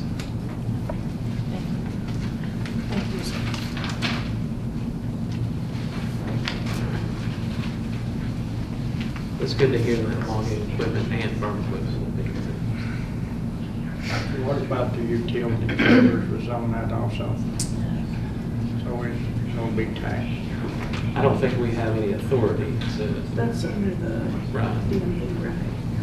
Well, I don't think we have any authority to not tax it. If it's a farming trailer, it's not. Right. It's exempt. If it's got anything with a bin, got a bin on it, then it's not a farm trailer, then it's a, goes through DMV because you gotta get taxed for it. Gotcha. Ms. Starnes, County Administrator's report. So your claims, you have green sheet in your folder. The general fund balance after claims is $19,157.55. As you can tell by the comparison, we are a little above where we have been in the past years. We've not had any drawdown from the school system yet, and we have been investing those funds for interest. So a couple things for the increase. As far as claims, for the month total, early claims total $911,309.29, and current claims are $333,719.68. So total claims for the month that you need to approve is $1,245,028.97. You do have a list of all claims over $5,000. The majority of those this time are the payouts to EMS and the 7 fire departments for their yearly allocations. We usually try to do the majority of those payouts in January after our tax collection money has come in. So you'll see that that's the majority of what you're seeing today and over 5,000. But if you have any specific questions, just let me know. Any discussion from the board? I make the motion, we pay the bills. Do I hear a second? I'll second it. All in favor, say aye. Aye. Opposed? Motion carries. Under miscellaneous, I had some questions emailed to me by Mr. Skeen, so I will go over those. He did add the other ones that I did not put on the agenda for this month, so I'll go over those as well.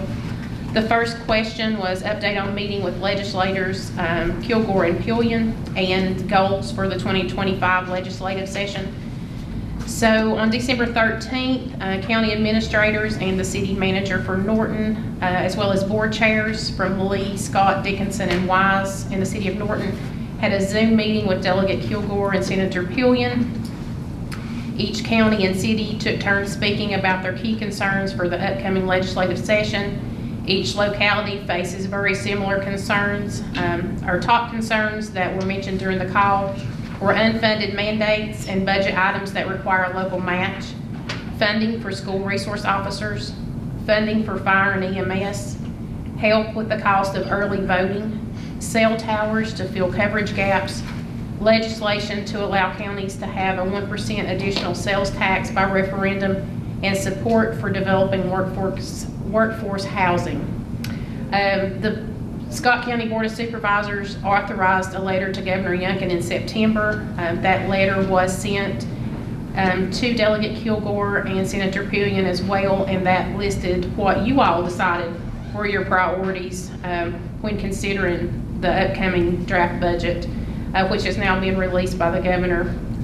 We are currently scheduling meetings in January with state agencies that are partners with Scott County, with the focus being VDOT and housing for Scott County. And question number 2, trash committee update. We have not met since the last update, but we have ordered new cameras for 5 sites to upgrade those. We do have a tag reader component that's going to be installed at those sites as well. So that should help in those situations. The tag reader will be able to tell how many times a car enters or exits each site. We've got some search options there. That's going to be a new feature. Number 3, the Promise Program update. Mountain Empire Community College will be here in February. Number 4, preventative oversight on potential problems such as the Weber City tire fire. That was actually under DEQ, and they are, at the time of the fire, were under a plan to get rid of their tires. They had some DMV tires that were for resale, and then some waste tires as well. I have a budget request once we start in the budget that could possibly help with oversight of those problems. That'll be discussed during the budget later this year. And next, we have discussion on addressing citizens' questions following public expression at the Board of Supervisors meetings. In the past, during citizen expression, if someone came up to the podium and they had a question that could be answered that day, once citizen expression closed, then that question was usually addressed. Board members, you know that you can respond to what someone says or you cannot. That's up to the board. It should not be used for specific board action at the meeting. If someone comes up and asks for board action, you don't have to take action on that item right then. You can postpone that till the next meeting and put it on the agenda, such as if somebody comes up and asks for a donation for fireworks or whatever, you don't have to take action that day. It can be at the next meeting. And if someone's asking for a FOIA request, they need to go through our FOIA officer. A lot's going on at the meeting. There's a lot of moving parts. We don't want to miss a specific request for something. And I believe this question arose because a citizen asked for the expenses for the Teletech building. This board doesn't have that information. That would need to be requested from the Economic Development Authority. A lot of people come in and ask you all for things that are not under your umbrella. So if citizens have specific requests, those do need to come through FOIA. That way we have their contact information. We have somebody come up and say, I'm Sally Joe from Rock Cove, and I'm asking for such and such. That's all we have. We don't know their email address or their physical address to get them the information. So please follow the FOIA guidelines. Those are on our website. And then, like I said, if there's something that needs to be addressed, you know, this board can do that when citizen expression is closed after everyone speaks. You can have that conversation with them then. And then the next question, request made during meeting with Lennowisco's annual call for projects. I did have a meeting with Lennowisco staff on October the 11th. We discussed recent smart scale application for the US 23 Natural Tunnel Parkway intersection. We also discussed our partnership with Virginia Tech on the comprehensive plan update, and we also discussed potential funding with the Appalachian Regional Commission and the Department of Housing and Community Development block grants opportunities for an undisclosed project at this time. And the next question, I believe that was all of those. Sally covered the other one during her section. And I do have one other thing under miscellaneous. The Department of DEQ has a request that we select a primary and an alternate contact be selected for DEQ for each local government on a regional planning, as a regional planning area representative. They're looking for people who are familiar with local water systems, water supply planning, or otherwise deemed appropriate by the local government. I have reached out to Mr. Dishman. He would be interested in serving as the primary contact, and John Broski as the alternate, if it's your all's desire to select them for this.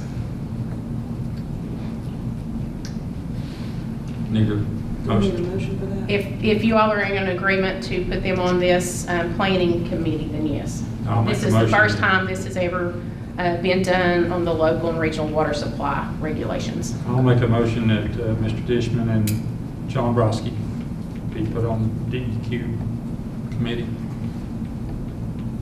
Is there a second? I'll second. Everybody vote by way of saying aye. Aye. Opposed?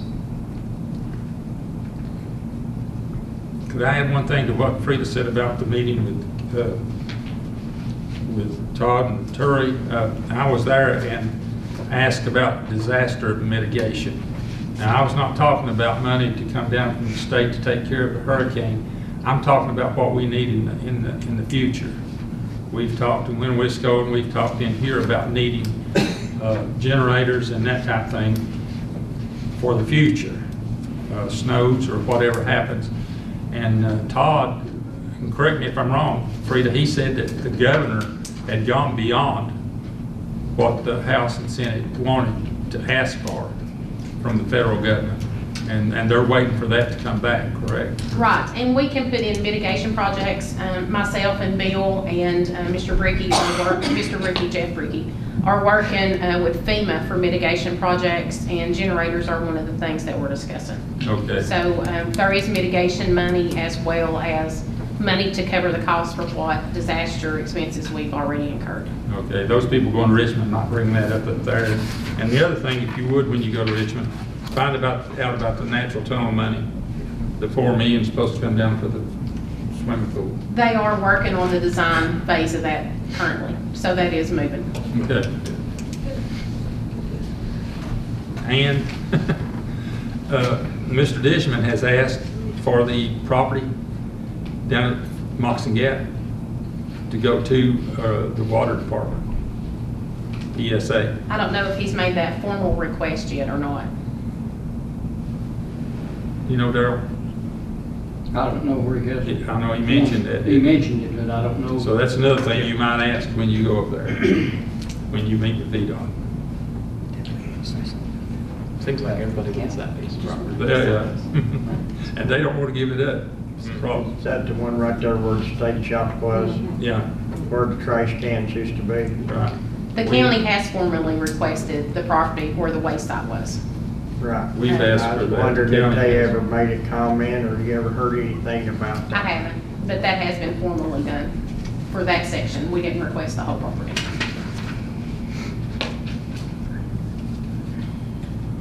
I'd just like to thank you, Ms. Starnes, for getting everything going with that meeting.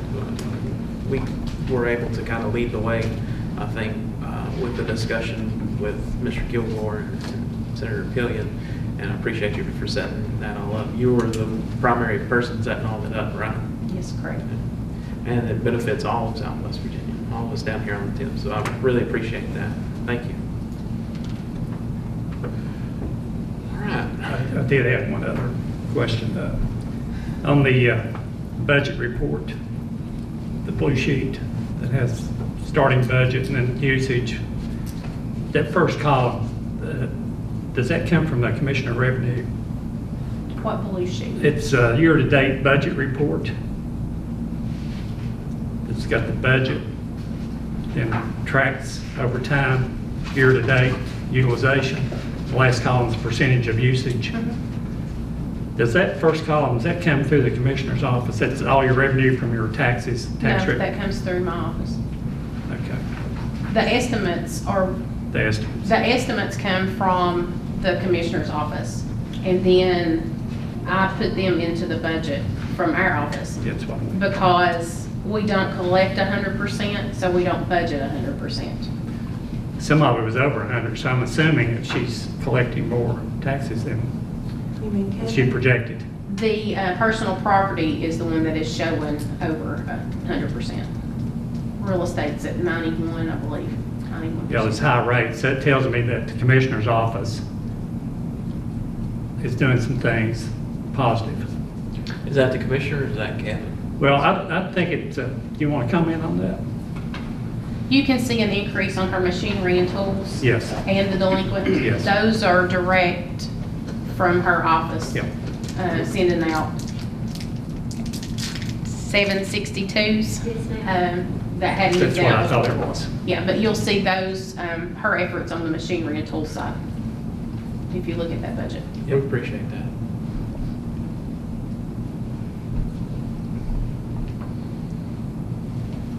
All right, if we're done with the county administrator's report, we'll move on to county department report. John Kilgore with Economic Development has been asked if we could go into closed session for the first part of this. Am I correct on that? That's correct. You should have a note there, A5, prospective industry. Okay, yeah, I see it. Like I said, it's gonna take me a little bit, but the board is going to move into closed session pursuant to A5, prospective industry, Weber City.